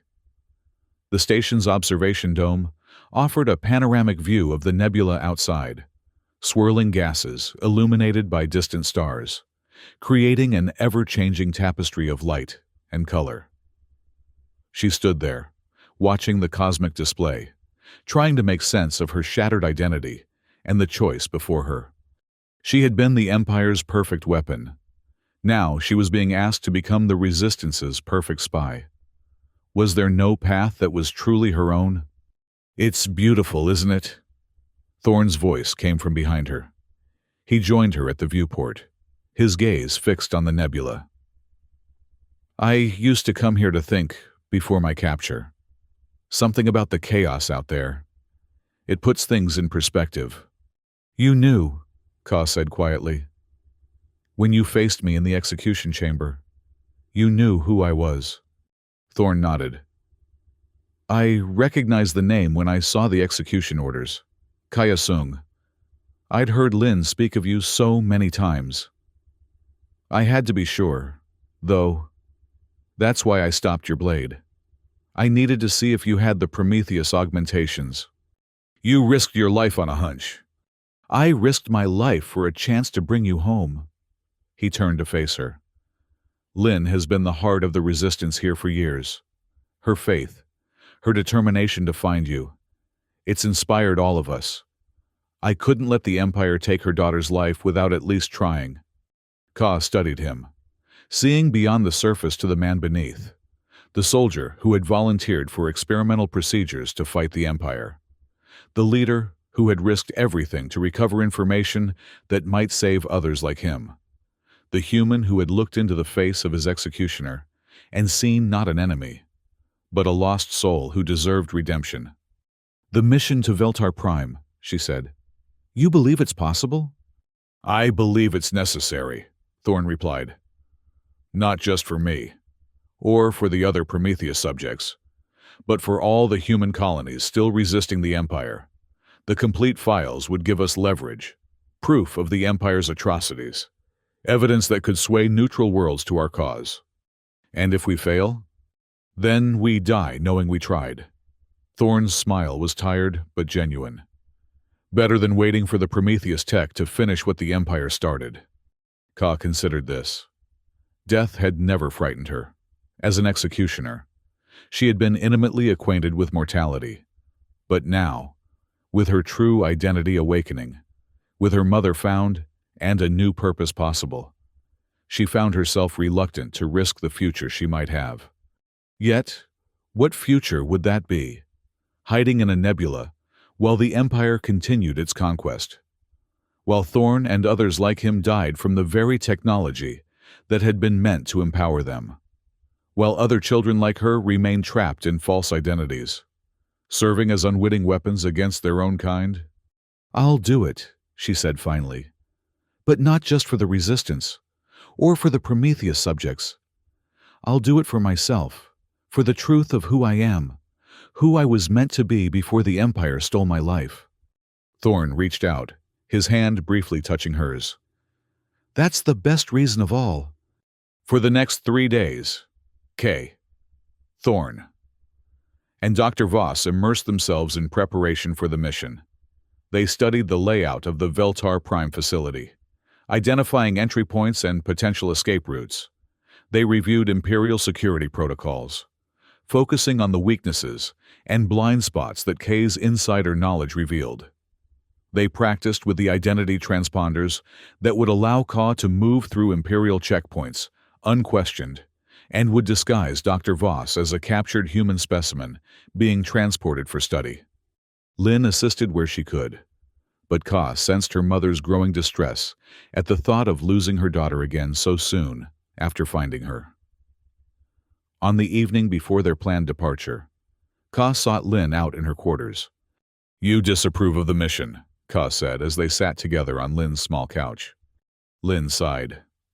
"I understand its importance. But yes, I hate the thought of you returning to the Empire, putting yourself in such danger." She took Ka's hand, studying it as if memorizing every detail.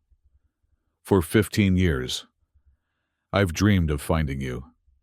Now that I have, the thought of losing you again." "I'm doing this so we can have a future," Ka said gently. "If the Empire continues unchallenged, if the Prometheus project remains active, none of us will ever truly be free." "I know." Lin's eyes shimmered with unshed tears. "Your father would be so proud of you." "My father?" Ka repeated, the concept still strange to her. "You've never mentioned him." Lin smiled sadly. "Marcus Sung. He was a terraforming engineer. Brilliant, kind, stubborn. You have his eyes, the shape, not the color. Those are mine." "What happened to him?" "He died defending New Terra. When the Imperial forces landed, he helped organize the colonial defense. He bought time for many to escape, including me." Lin's voice broke. "I was carrying you. We were separated in the chaos. By the time I reached the evacuation ships, you were gone. I thought you had been killed in the bombardment." Ka closed her eyes, trying to summon an image of this man, her father, but nothing came.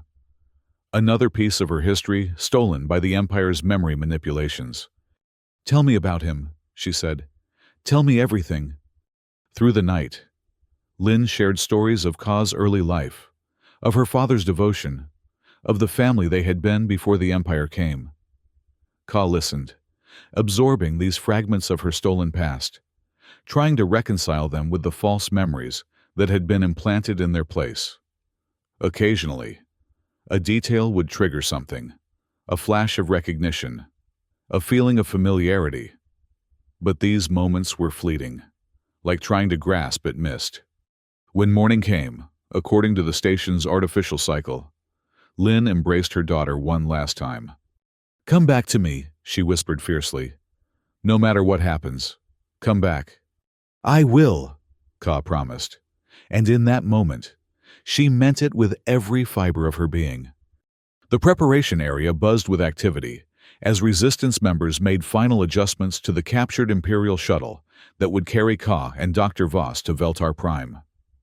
The vessel had been seized in a raid months earlier and kept in reserve for a mission of critical importance. Now, its time had come. Dr. Voss was already aboard, checking the specialized equipment they would need to access and copy the Prometheus files. The diminutive scientist looked incongruous in the prisoner jumpsuit that would be her disguise. But her eyes were sharp with determination. Thorne stood by the boarding ramp, his condition noticeably worse than it had been just days ago. The circuitry beneath his skin pulsed erratically, and the grayish tinge had spread further across his visible flesh. Despite this, he maintained the same calm focus that had impressed Ka from their first encounter. "The shuttle's clearance codes have been updated with the latest Imperial protocols," he informed her. "They should get you through the outer security checkpoints. After that, you'll be on your own." Ka nodded, adjusting the familiar weight of her executioner's blade at her hip. She had reclaimed the weapon not as a symbol of her Imperial service, but as a tool that might mean the difference between success and failure, between life and death. "Remember," Thorne continued, "the primary objective is the complete Prometheus data archive, especially the stabilization procedure. Secondary objectives are any physical components or materials needed to implement the procedure, and any information on the other second-generation subjects. I remember the mission parameters, Ka said, more sharply than she had intended. Then, softening her tone, "We will succeed, Eric, I swear it." Thorne's gaze held hers. "I believe you will." He hesitated, then added, "When this is over, when you return, I would like to know more about who you're becoming. The person beyond the executioner, beyond the mission." Something warm unfurled in Ka's chest, an emotion she had no name for, had never been permitted to feel in her imperial life. "I would like that too." Morgan approached, carrying a small case. "Final equipment check," he announced, opening the case to reveal a set of specialized data crystals. "These are quantum encrypted. They'll bypass Imperial security to copy the Prometheus files without triggering alarms." Ka accepted the crystals, securing them in a hidden compartment of her armor. "The journey to Veltar Prime will take approximately 36 hours. Morgan continued. "You'll have a narrow window to complete the mission before the shuttle is scheduled for inspection. 48 hours after arrival. Maximum." "Understood," Ka said. "If you're compromised, if there's no path to extraction..." Morgan's face was grim. "The shuttle is equipped with a self-destruct sequence. Authorization code, Prometheus Omega." Ka nodded once, acknowledging the unspoken directive. Better to die than to be captured. To be returned to Imperial control. To have her newfound identity erased once more. With final farewells exchanged, Ka boarded the shuttle. Dr. Voss was already strapped into the prisoner transport section, her small frame secured with restraints that looked convincingly restrictive, but could be released with a simple pressure sequence. Ka took the pilot's seat, her hands moving with practiced efficiency over the controls. The shuttle hummed to life around her, its systems responding to her commands. Through the viewport, she could see the gathered resistance members, Morgan, with his perpetual scowl, now tinged with respect, her mother, standing tall despite the fear evident in her eyes, and Thorne, his gaze steady and confident. The hangar doors opened, revealing the swirling beauty of the Kai's nebula beyond. Ka guided the shuttle out, leaving behind the safety of the asteroid base, setting course for the heart of the empire that had stolen her life. The journey passed in tense silence. Kay piloted the shuttle through the nebula's treacherous currents, evading the Imperial blockade by following routes mapped by resistance scouts. Once clear of the nebula, she engaged the hyperdrive, and the vessel leapt forward into the swirling tunnel of accelerated space. During the long hours of hyperspace travel, Ka and Dr. Voss reviewed their plan. The older woman was surprisingly composed for someone about to infiltrate the most heavily guarded facility in Imperial space. "I've been fighting the Empire for 20 years, she explained, when Ka commented on her calm. "First as a battlefield medic, then as a researcher trying to understand what they were doing to human captives. This mission, dangerous as it is, represents everything I've been working toward." "You knew Thorne before his capture?" Kay asked. Dr. Voss nodded. "I've been monitoring his condition since the first signs of degradation appeared. He's stubborn, that one. Refused to let the deterioration slow him down." Her expression softened. "He spoke of you, you know. After he identified you from the execution order, he was determined to try to save you, even knowing the risks." Ka absorbed this information, adding it to her evolving understanding of the man who had caught her blade and changed her destiny. "The stabilization procedure. Do you believe it exists? That we can find it?" "The evidence in the files suggests it does," Dr. Voss replied. "The Empire invested too much in the Prometheus project to let the subjects simply die. They would have continued the research, refined the process." She paused. "Whether we can implement it with our limited resources, that's another question. One problem at a time," Kay said, echoing a phrase she had heard Thorne use during their planning sessions. Dr. Voss smiled. Indeed. They emerged from hyperspace in the Veltar system, the imposing shape of Veltar Prime dominating the viewport. Unlike the blue-green worlds favored by human colonists, the Veltar homeworld was a study in amber and bronze, its atmosphere tinted by the chemical composition that had given rise to the insectoid Veltar species. Imperial checkpoints were immediate and thorough. Kay transmitted the shuttle's clearance codes, identifying herself as Executioner Ka, returning with a human specimen for scientific evaluation. The codes were accepted without question, her reputation as the Empire's perfect executioner smoothing their path where mere credentials might have been scrutinized more closely. As they descended toward the planet's surface, Ka felt a strange dissonance. This world had been described to her as home in her implanted memories, yet she felt no connection to it, no sense of belonging. Instead, a profound alienation washed over her. This was not her world. These were not her people. Everything about Veltar Prime felt wrong, from the oppressive architecture of its soaring towers to the harsh, angular script of its public announcements. They landed at the primary research complex on the outskirts of the imperial capital. The facility rose from the amber landscape like a massive insect hive, its multiple levels connected by external tubes and transport systems. Security was omnipresent, armed guards at every entrance, scanning systems monitoring all movement, identification checkpoints at every junction. Ka guided the shuttle to the designated landing pad, powering down the engines with practiced precision. "Are you ready?" she asked, turning to Dr. Voss. The scientist nodded, her expression determined beneath the fear. "As I'll ever be." Ka secured Dr. Voss's restraints in their convincing but escapable configuration, then activated the shuttle's external communication system.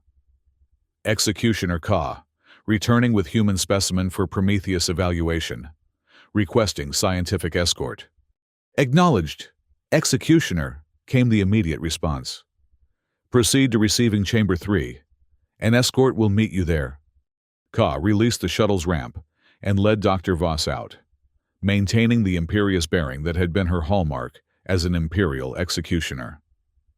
The Veltar guards at the landing pad straightened to attention at her approach, their compound eyes reflecting her image back at her in fractured patterns.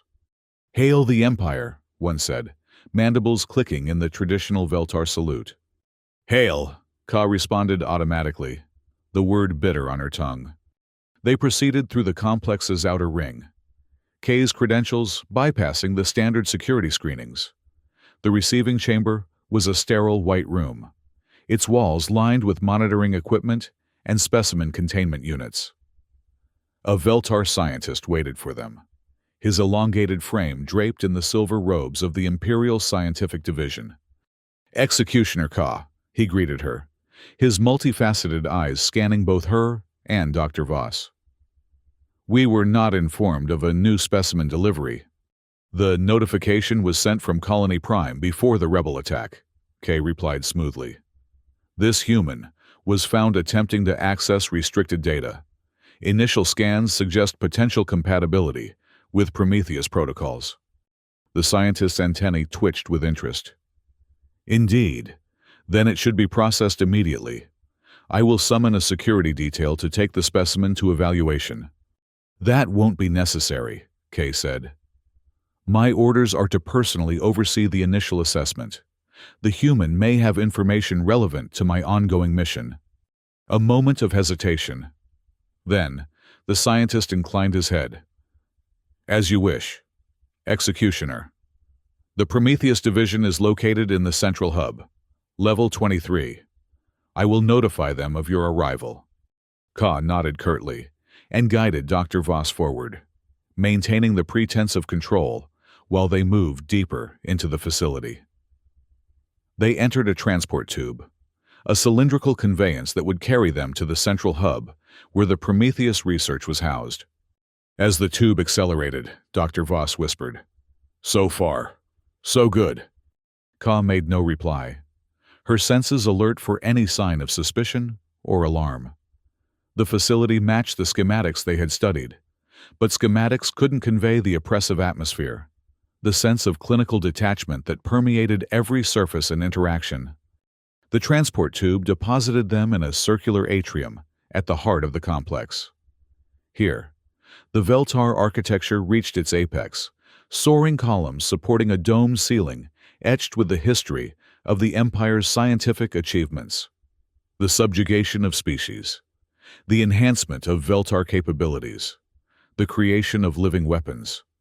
Ka led Dr. Voss to a secondary transport, this one requiring biometric authentication. She placed her hand on the scanner, momentarily tense. If her identity had been flagged, if the Empire had somehow learned of her defection. The scanner glowed green. Executioner Ka, access granted. Proceed to level 23. They entered the transport, and as the doors closed behind them, Ka allowed herself a small breath of relief. The first major hurdle cleared, but the most dangerous part of their mission still lay ahead. Level 23 was the heart of the Prometheus project, the place where the Imperial scientists had first developed the technology that now flowed beneath Ka's skin. That was slowly killing Thorn and the other first-generation subjects. The corridors here were narrower, more utilitarian, the security even more stringent. Ka approached the main laboratory entrance, Dr. Voss still playing the role of subdued prisoner beside her. Executioner Ka with human specimen for Prometheus evaluation, she announced to the guards flanking the entrance.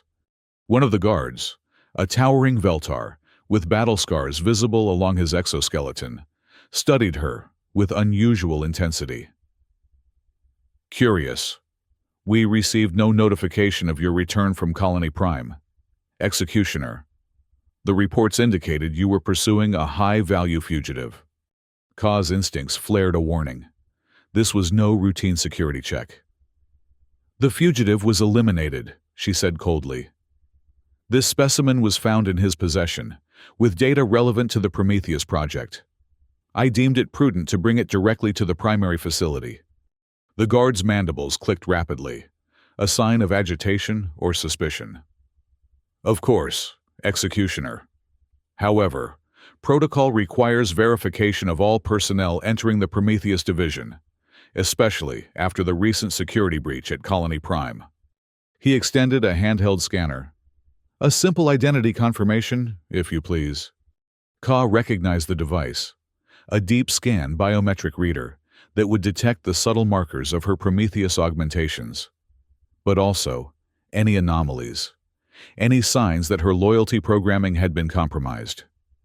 If she submitted to the scan, their mission would end before it began. In one fluid motion, Ka drew her blade. The familiar violet energy hummed to life between them. Since when does an executioner of the Empire submit to verification by a security guard? She demanded, injecting every ounce of imperial arrogance she had ever possessed into her voice. The guard stepped back, his posture shifting from suspicion to uncertainty. Standard protocol, Executioner. No disrespect intended. I have traveled across the galaxy with a high-value specimen on direct orders from Central Command. Every moment of delay compromises the integrity of the potential data. Kay advanced, her blade still extended. Contact Admiral Zara if you require verification of my authority. I'm certain she will be pleased to explain the importance of my mission and the consequences of obstructing it. The invocation of Admiral Zara's name had the desired effect. The guard's antennae flattened in submission. That won't be necessary. Executioner, proceed. Ka deactivated her blade, but kept her hand near the hilt as they passed through the laboratory entrance. The doors sealed behind them with a pneumatic hiss, and they found themselves in a vast chamber filled with advanced research equipment. Containment pods lined one wall, some occupied by what appeared to be test subjects in various stages of augmentation. Data terminals hummed with activity, monitored by Veltar scientists, too absorbed in their work to immediately notice the new arrivals. Dr. Voss gasped softly beside her, the sound covered by the ambient noise of the laboratory. "The scale of it," she whispered. "They're still actively expanding the program." Ka nodded grimly. The Prometheus project wasn't a historical research initiative. It was an ongoing effort to create more subjects, more weapons, more tools for Imperial expansion. They moved purposefully toward the central data core, a towering column of quantum processors that stored the complete Prometheus archives. According to their intelligence, the stabilization procedure would be housed there, along with the records of all Prometheus subjects, past and present. A Veltar scientist finally noticed their presence and approached, curiosity evident in his movements. "Executioner, we were not expecting a new specimen today." Ka repeated the cover story she had used with the guards. The scientist's interest visibly increased when she mentioned potential compatibility with Prometheus protocols. "Fascinating. We have been seeking new candidates for Phase 3 integration. Perhaps this specimen will provide useful data." He gestured toward a nearby examination station. "Secure it there. I will prepare the preliminary scan sequence." Ka guided Dr. Voss to the indicated station, positioning her so that she could see the data core while appearing to be properly restrained. As the scientist turned to prepare the scanning equipment, Ka leaned close to Dr. Voss's ear. "The data core. Can you access it from here?" Dr. Voss nodded slightly. "I need a direct connection and a distraction." "You'll have both," Ka promised. "Be ready." She straightened as the scientist returned with a neural probe, a device designed to map brain patterns for compatibility with Prometheus augmentations. Ka recognized it from her own fragmented memories of the process. "This specimen appears to have some scientific training," she observed casually. "Its brain structure may yield interesting results." "Indeed?" The scientist extended a spindly appendage toward Dr. Voss's head, positioning the neural probe. "Let us see what we—" Ka struck without warning. Her hand shot out, gripping the scientist's arm just short of connecting the probe to Dr. Voss's temple. "Wait. There is something else you should know about this specimen." The scientist's compound eyes fixed on her, confusion evident. "What is that, Executioner?" "It isn't alone," Ka said softly, and drove her blade through the scientist's thorax. The Veltar collapsed without a sound, green ichor spreading across the laboratory floor. Ka immediately released Dr. Voss's restraints. "Now, we have minutes at most before someone notices." Dr. Voss moved with surprising speed for her age, retrieving the quantum-encrypted data crystals from K's armor and racing to the data core. She located an access port and inserted the first crystal, her fingers flying over the interface. "Initiating data transfer," she murmured. "The encryption is formidable, but the bypass sequence is working." Ka took up a position where she could monitor both the laboratory entrance and Dr. Voss's progress. Her enhanced senses were alert to any sound of alarm, any approach of guards. So far, the other scientists remained focused on their individual tasks, unaware of the death in their midst or the theft in progress. "How long?" Ka asked quietly. "The core is massive," Dr. Voss replied, her eyes fixed on the data stream flowing across the crystal's miniature display. 5 minutes for the complete archive. Less if you want me to prioritize specific sections. Get the stabilization procedure first, then the second-generation subject files," Kay instructed. "Everything else is secondary."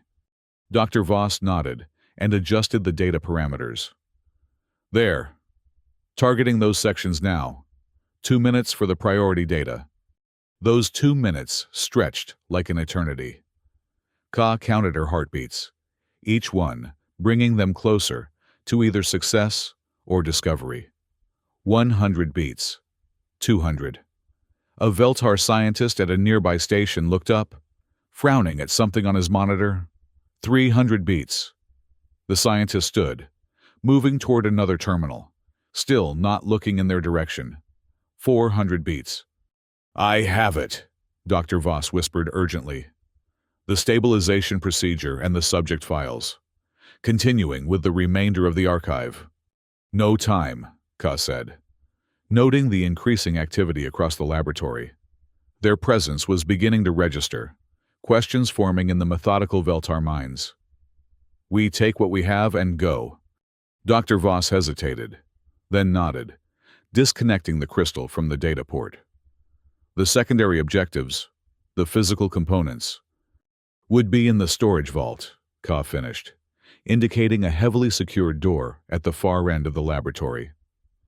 Too risky. The data will have to be enough. They moved toward the exit, Ka adopting the posture of an imperial executioner escorting a prisoner. Dr. Voss resuming her role as a subdued captive. They had almost reached the doors when an alarm blared. Not the security breach alarm they had feared, but a different signal. Facility lockdown initiated, announced an automated voice over the communication system. Rebel forces detected in orbit. All personnel to defensive positions. All research materials to be secured. The laboratory erupted into controlled chaos as scientists rushed to protect their work. Ka seized the opportunity, guiding Dr. Voss swiftly through the exit and into the corridor beyond. The guards who had questioned them earlier were gone, presumably called to battle stations by the alarm. "The resistance is here?" Dr. Voss asked, incredulously, as they hurried toward the transport tube. "That wasn't part of the plan." "No," Ka agreed, her mind racing. "Something has happened. Either a coincidence or they came for us," Dr. Voss finished. "If Thorne thought we were in danger." They reached the transport tube, but the system had been locked down, the controls unresponsive. "We need another way out," Kay said, scanning their surroundings. "The emergency evacuation routes." She accessed a nearby terminal, pulling up the facility schematic. "There, maintenance shaft B7. It leads to the lower levels and the auxiliary hangar." They ran, no longer bothering with the pretense of prisoner and guard. The facility around them had shifted to war footing, the corridors emptying as Veltar personnel moved to predetermined defensive positions. The maintenance shaft was where Ka had expected, a narrow access tube barely wide enough for a Veltar, let alone a human. "You first," she told Dr. Voss. "I'll follow and secure the shaft behind us." Dr. Voss nodded and began the climb down, her small frame navigating the confined space with surprising agility. Ka followed, pulling the access hatch closed above them and engaging the emergency seal. It wouldn't hold for long if they were discovered, but it might buy them precious minutes. The descent was long and arduous, the shaft extending through multiple levels of the facility. Twice they had to hide in recessed maintenance alcoves as Veltar technicians passed below them, responding to the facility-wide alert. Finally, they reached the bottom, emerging into a dimly lit service corridor. "The auxiliary hangar should be this way," Ka said, orienting herself according to the schematic she had memorized. They moved quickly, but cautiously, aware that their disguise was now meaningless. If they encountered any Veltar personnel, conflict would be inevitable. The corridor branched and twisted, designed for utility rather than navigation. But Ka's enhanced senses kept them on course, following the subtle vibrations and sounds that indicated the hangar's location. Finally, they reached a heavy blast door marked with imperial symbols for Auxiliary Transport Bay. Ka approached the control panel, entering the access code they had retrieved from the Resistance's intelligence. The door remained sealed. "They've changed the codes," Kay realized. "The security breach at Colony Prime must have triggered a system-wide update." Dr. Voss looked around anxiously. "Can you override it?" Ka studied the panel. "Not quickly, but there's another way." She unsheathed her blade, the violet energy illuminating the dimly lit corridor. "Stand back." With precise, powerful strokes, she cut through the door's control mechanism, bypassing the electronic lock entirely. The blade's energy sheared through metal and circuitry, and with a final push of augmented strength, Kay forced the door open manually. The auxiliary hangar lay beyond, a cavernous space containing various Imperial transport vessels.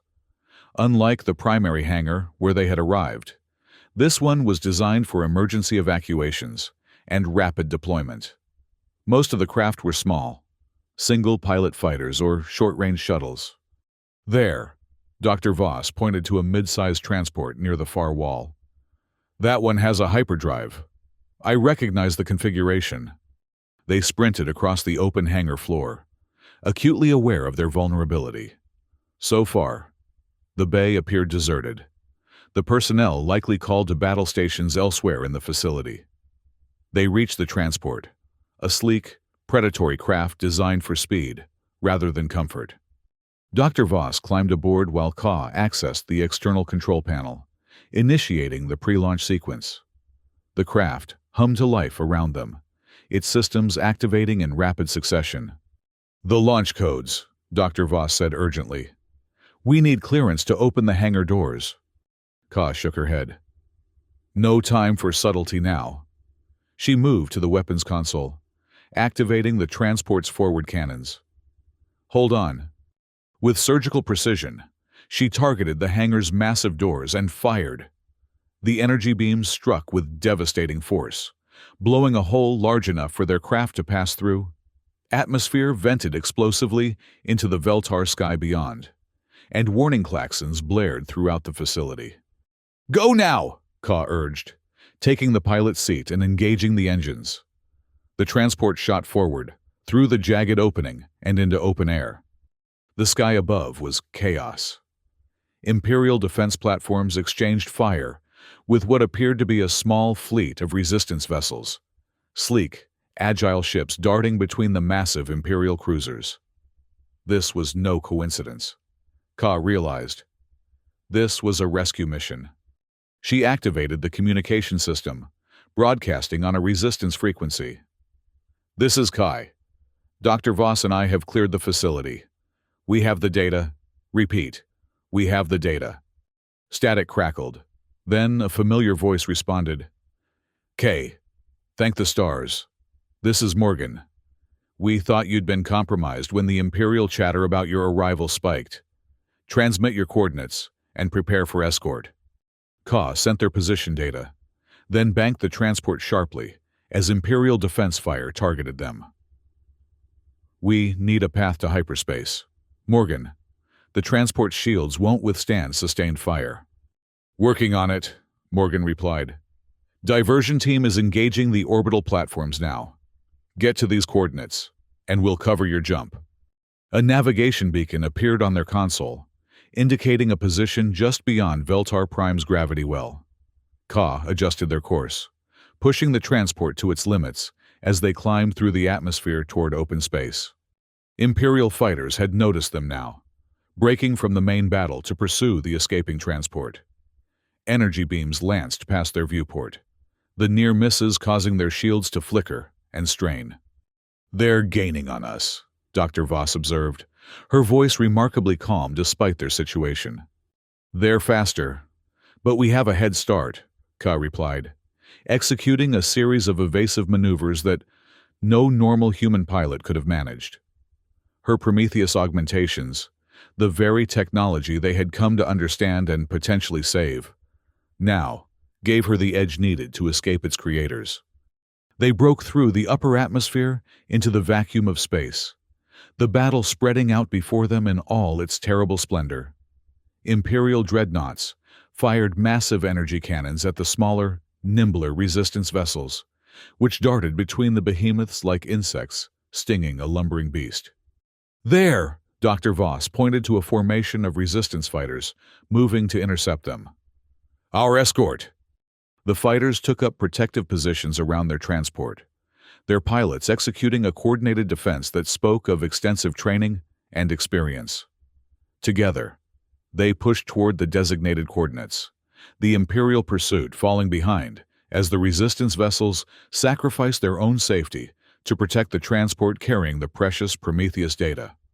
"We're approaching the jump point," Kay announced. "Preparing for hyperspace transition."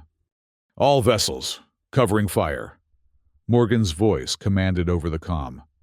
Get them out of here! The resistance fighters intensified their defensive barrage, creating a momentary corridor through the Imperial forces. Ka seized the opportunity, engaging the hyperdrive. The stars stretched into lines of light, and Veltar Prime vanished behind them as they leapt into the safety of hyperspace. Dr. Voss sagged in her seat, the tension of their mission finally catching up with her. We did it, she breathed. I can hardly believe it. Ka checked the transport systems, confirming they were stable in hyperspace and on course for the rendezvous coordinates Morgan had provided.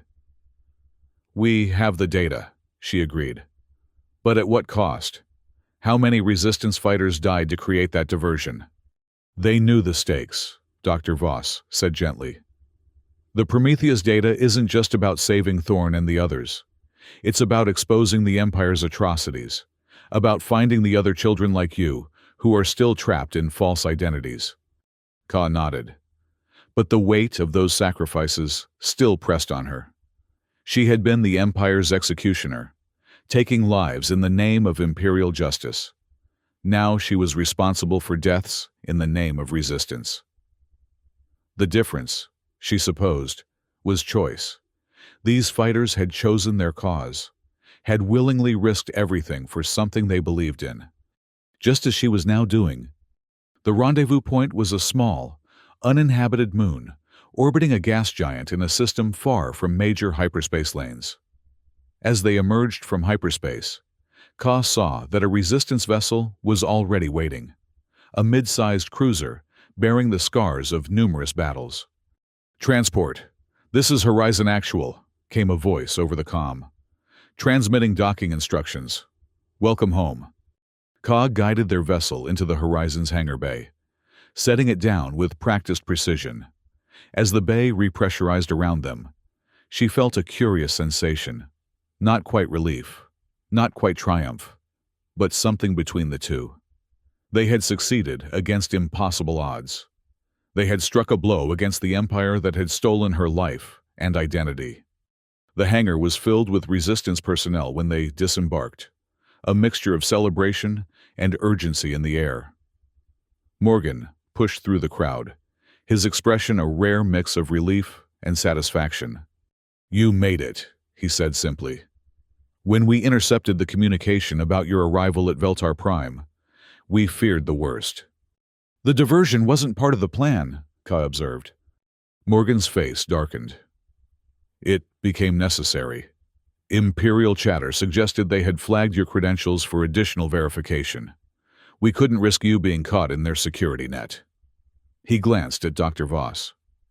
You have the data? Dr. Voss patted the pocket containing the quantum crystal. Everything we needed, and more. The stabilization procedure, the second-generation subject files, even partial records of the original Prometheus development. And the resistance losses? Ka asked quietly. Morgan's jaw tightened.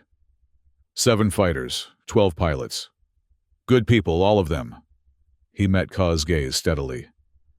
They knew what they were fighting for. What you and Dr. Voss accomplished today.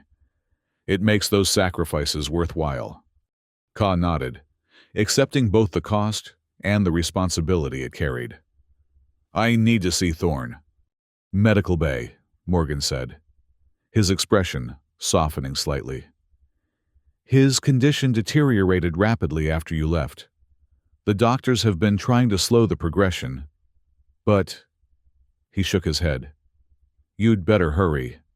Ka followed Morgan's directions through the resistance cruiser, her enhanced senses taking in the vessel's condition, battle-worn but well-maintained, a testament to the ingenuity and determination of those who oppose the Empire with limited resources. The medical bay was a stark contrast to the rest of the ship, pristine, well-equipped, clearly prioritized in the allocation of resources. Ka understood why when she saw the occupants. Along one wall were beds containing the remaining first-generation Prometheus subjects, men and women in various stages of deterioration, their skin bearing the grayish tinge and glowing circuitry that marked their condition, And in the center, monitored closely by medical staff, lay Thorne. He looked worse than Ka had feared. The vibrant, determined man who had caught her blade barehanded was now pale and still, the circuitry beneath his skin pulsing weakly, erratically. His breathing was shallow, his once keen eyes sunken and dull. Yet when he saw her, those eyes lit with recognition and hope. "Ka," he whispered, his voice a shadow of its former strength. "You made it back." She moved to his bedside, taking his hand without hesitation. The circuitry beneath his skin hummed against her palm, a faint echo of the energy that had once stopped her blade. "We got it, Eric. The stabilization procedure. All of it." A smile touched his lips. "I never doubted you would." Dr. Voss had followed Ka to the medical bay and was already conferring with the resistance doctors. The precious data crystal connected to a medical terminal. Their voices were urgent, but optimistic as they began analyzing the Imperial research. "How bad is it?" Ka asked, studying Thorne's deteriorating condition. "Bad enough," he admitted. "The cellular breakdown accelerated after you left. The doctors think the stress of planning the mission, the emotional intensity." He attempted a shrug that turned into a grimace of pain. "Worth it, though, to find you, to bring you home." That word again, home. Ka was still adjusting to the concept, to the idea that she belonged somewhere, with someone, beyond the cold purpose of Imperial service. "My mother?" she asked. "Safe," Thorne assured her. "She remained at the Kai's Nebula outpost with a security detail. We didn't want to risk her on this rescue mission, though she fought us on that decision." His smile strengthened slightly. "She's as stubborn as you are." Ka felt a flicker of amusement at that. Another new emotion to explore, to embrace. "I'm learning that stubbornness might be a family trait. A useful one in these times." They fell silent. The beeping of medical monitors and the urgent consultation of doctors filling the space between them. Ka found herself studying Thorne's face, memorizing its contours, the lines of determination that remained even as his body failed him. "Why did you do it?" she asked finally. "Risk your life to save me. You didn't know me. I was your executioner." Thorne's gaze held hers, his green eyes still intense despite his weakened state. "I knew enough. I'd heard Lynn speak of you for years. The daughter she'd lost, the child she refused to believe was dead. And when I saw your name on the execution order..." He paused, gathering strength. "I've been fighting the Empire for so long. Ka, fighting what they did to me, to all of us. The chance to save even one person from their control, to reunite a mother with her child. How could I not try?" Before Ka could respond, Dr. Voss approached, her expression cautiously optimistic. "We've analyzed the stabilization procedure," she announced. "It's complex, but implementable with our equipment. The process involves a recalibration of the quantum interface between the Prometheus technology and human cellular structure." "Will it work?" Ka asked bluntly. "The Imperial data suggests an 87% success rate in their trials," Dr. Voss replied. "Those are better odds than any of the first-generation subjects currently have." "What about me?" Ka gestured to her own skin, where the Prometheus circuitry lay dormant but present. "The second-generation augmentations, are they destined for the same deterioration?"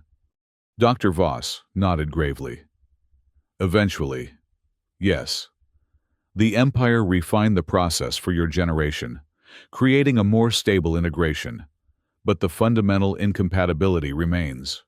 According to the data, you have perhaps 5 to 7 years before symptoms begin to manifest." "And the stabilization procedure, will it work for me too? For the others like me?" "Theoretically, yes," Dr. Voss said. "Modified for the differences in your augmentation pattern. But that's a concern for the future. Right now, our priority must be the first-generation subjects, Their condition is critical. Thorne squeezed Kay's hand weakly. She's right. Help them prepare the procedure. I'll still be here when you're done. But his voice lacked conviction, and the monitors tracking his vital signs told a different story. The deterioration was accelerating. They might have hours, not days. Start with him, Ka told Dr. Voss firmly. He's the priority. Dr. Voss hesitated. The procedure requires extensive preparation. We need to synthesize specific compounds, calibrate the quantum resonators. Then begin immediately, Kay insisted. Use whatever resources you need, whatever personnel. The diminutive scientist nodded, recognizing the determination in Ka's voice. I'll coordinate with the medical team. We'll work as quickly as possible. As Dr. Voss hurried away to begin preparations, Ka remained at Thorne's side. His breathing had grown more labored, the circuitry beneath his skin fluctuating between bright pulses and dim, erratic glows. You should rest, he told her. You've just completed an impossible mission, infiltrated the heart of the Empire and escaped. That's enough heroism for one day. Ka shook her head. I'm staying with you. Something in her tone must have conveyed more than she intended, because Thorne's eyes softened, a question forming in them. Kaya, when this is over, if the procedure works. When it works, she corrected. A faint smile. When it works. What then, for you? I mean, will you return to the Kai's Nebula, to your mother? Ka considered the question.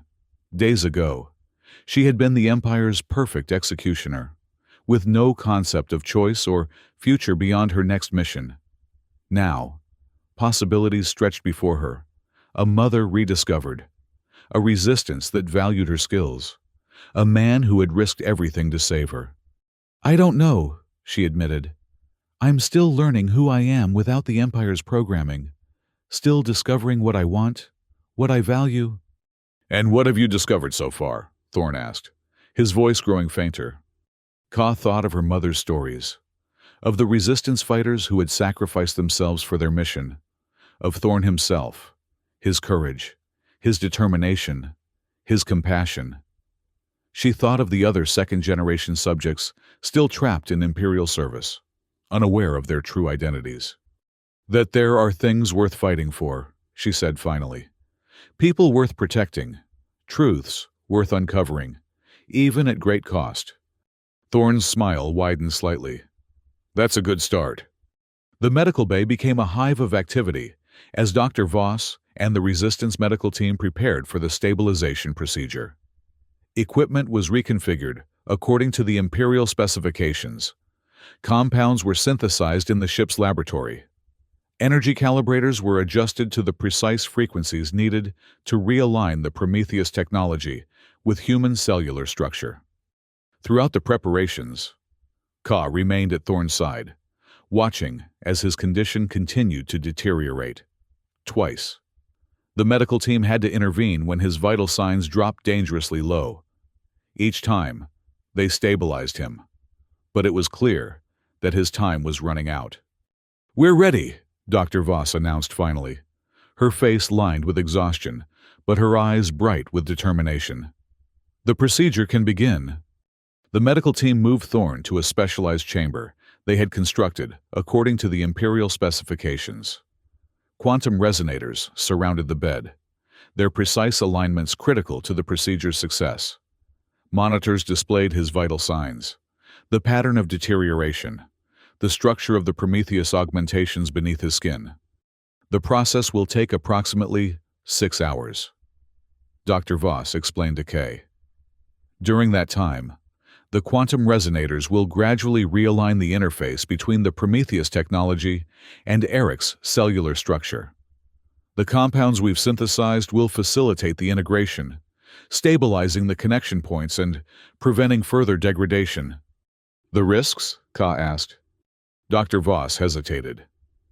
The procedure itself is taxing. In his weakened state, there's a chance his system won't withstand the strain. But without intervention, his prognosis is measured in hours, not days. Ka nodded, understanding the grim calculus. Proceed. The team activated the quantum resonators, and a low, harmonious hum filled the chamber. The circuitry beneath Thorn's skin responded immediately, its erratic pulsing gradually synchronizing with the resonator's frequency. His vital signs fluctuated, then began to stabilize as the procedure took effect. Ka watched from behind a protective barrier, her enhanced vision allowing her to perceive the subtle changes occurring at the cellular level. The degraded connections between the Prometheus technology and Thorn's human cells were being reinforced, realigned, stabilized by the precise quantum frequencies. Hours passed, the procedure progressing through its carefully calibrated stages. Dr. Voss and her team worked with focused intensity, adjusting parameters as needed, responding to changes in Thorn's condition with quick, decisive actions. The other first-generation subjects watched from their beds, hope visible in their expressions for the first time in years. Finally, as the ship's cycle shifted from day to night, the procedure entered its final phase. The quantum resonators reached their peak frequency, the harmonics so intense that even Ka could feel them resonating with her own augmentations. Thorn's body arched slightly, the circuitry beneath his skin glowing bright and steady before gradually dimming to a stable, healthy pulse. The resonators powered down. The medical team rushed forward to assess his condition. Ka held her breath, watching the monitors for any sign of success or failure. Dr. Voss looked up, her exhausted face breaking into a smile. It's working. The cellular degradation has halted. The interface is stabilizing. A collective exhalation of relief filled the medical bay. The other Prometheus subjects exchanged glances of renewed hope. Ka felt something tight inside her chest loosen, a tension she hadn't realized she'd been carrying. He'll need time to recover, Dr. Voss continued. The procedure has placed significant strain on his system, but the prognosis is positive. Ka approached Thorn's bedside as the medical team stepped back. His color had improved, the grayish tinge receding from his skin. The circuitry beneath pulsed with a steady, controlled rhythm. His breathing was deeper, more regular. His eyes opened slowly, focusing on her face. "Did it work?" he asked, his voice weak but clearer than before. "It worked," Kay confirmed. "The deterioration has stopped." A smile touched his lips. "Told you I'd still be here when you got back." Something warm unfurled in Ka's chest. Relief. Yes, but also something more. Something she was just beginning to recognize, to allow herself to feel. "Rest now," she told him. "The others need the procedure too." Thorn nodded, already drifting back to sleep. A healing sleep now. Not the precursor to death it had been hours before. Over the next several days, Dr. Voss and her team performed the stabilization procedure on the remaining first-generation Prometheus subjects. One by one, they were pulled back from the brink of death, their conditions stabilized, their futures restored. The resistance vessel became a place of cautious celebration, of renewed hope and determination. Ka divided her time between the medical bay, where Thorn was recovering his strength with remarkable speed, and the communications center, where she spoke daily with her mother via secure channel. Lynn would join them soon. Morgan had promised. Once they had completed their current mission and could arrange secure transport from the Kai's Nebula. On the 5th day after the procedure, Kay found Thorn in the ship's observation lounge, standing before the viewport. He had regained much of his strength, though the medical team insisted he was not yet fully recovered. The circuitry beneath his skin now glowed with a healthy, controlled light, visible only when he chose to activate it. He turned as she entered, smiling at the sight of her. "I was hoping you'd find me here." "Dr. Voss said you'd escaped medical supervision again," Kay replied, moving to stand beside him at the viewport. "She's considering restraints." Thorn laughed, a sound Kay was still getting accustomed to, still learning to appreciate. "I've spent enough time horizontal. Besides, the view from here." He gestured to the starfield beyond the viewport. It reminds me why we fight. Ka studied the vista. Countless stars. Countless worlds. Countless possibilities. For freedom. For choice, Thorn corrected gently. The Empire takes that away. The ability to choose your own path, to decide who you are and who you want to be. He turned to face her. That's what they stole from you, from the other second-generation subjects. The choice of who to become. Ka considered this. And now I have that choice. Now you have that choice, he agreed. So, what will you choose, Kaya Sung? She had been thinking about this question since their return from Veltar Prime, examining the possibilities from all angles. The Resistance had offered her a place among them. Her skills, her knowledge of Imperial operations, would be invaluable to their cause. Her mother wanted her to return to the Kai's Nebula, to the relative safety of the outpost, to focus on recovering her identity and building a relationship after 15 years of separation. And then there was Thorn, Eric, with his quiet strength, his unwavering determination, his capacity for compassion, even toward an enemy who had been sent to execute him. I want to find the others, she said, finally. The other second-generation subjects? They deserve to know the truth, to have the same choice I've been given. Thorn nodded, as if he had expected this answer. It won't be easy. They're deeply integrated into Imperial operations, their loyalty programming intact.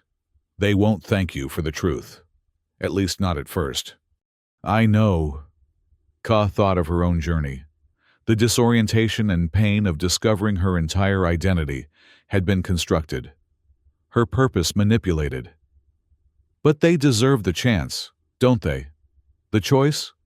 They do, Thorn agreed. And the Empire deserves to lose 11 more of its perfect weapons.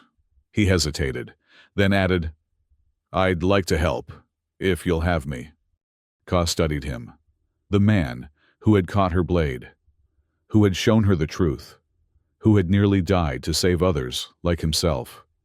The man who, despite everything the Empire had done to him, still maintained his humanity, his capacity for connection. I'd like that, she said simply. Something shifted between them, a door opening, a possibility acknowledged. Thorn reached out slowly, giving her time to pull away if she chose. She didn't. His hand found hers, their fingers intertwining. The circuitry beneath both their skins hummed in quiet harmony. Prometheus technology that had been meant to make them weapons now facilitating a different kind of connection. When your mother arrives, Thorn said, we should take some time, before the next mission, before we go after the others. Time for what? Ka asked, though she thought she knew the answer. Time to live, Thorn replied. To discover who you are beyond the executioner, who I am beyond the rebellion. To make choices that aren't just about survival or resistance, but about building something new. Ka looked out at the stars again, at the infinite possibilities they represented. For so long, she had been a weapon, her path predetermined, her purpose singular. Now, standing beside this man who had risked everything to save her, she felt the first real stirrings of freedom, not just from the Empire's control, but from the limitations of what she had believed herself to be. I'd like that too, she said, and meant it with every fiber of her being. They stood together at the viewport, hand in hand, their augmented physiology, a reminder of what had been done to them, but no longer defining who they were or who they might become. Before them stretched the stars, and beyond the stars, a future of their own choosing. The Empire's perfect weapon had become something the Empire had never intended, never foreseen, a human being with the power to choose her own destiny. And she had chosen compassion over duty, truth over obedience, connection over isolation. In the end, that choice, that humanity, was more powerful than any blade, any augmentation, any empire. It was the one force in the universe that could never be defeated, never be controlled, never be extinguished. It was hope, and it burned brighter than all the stars.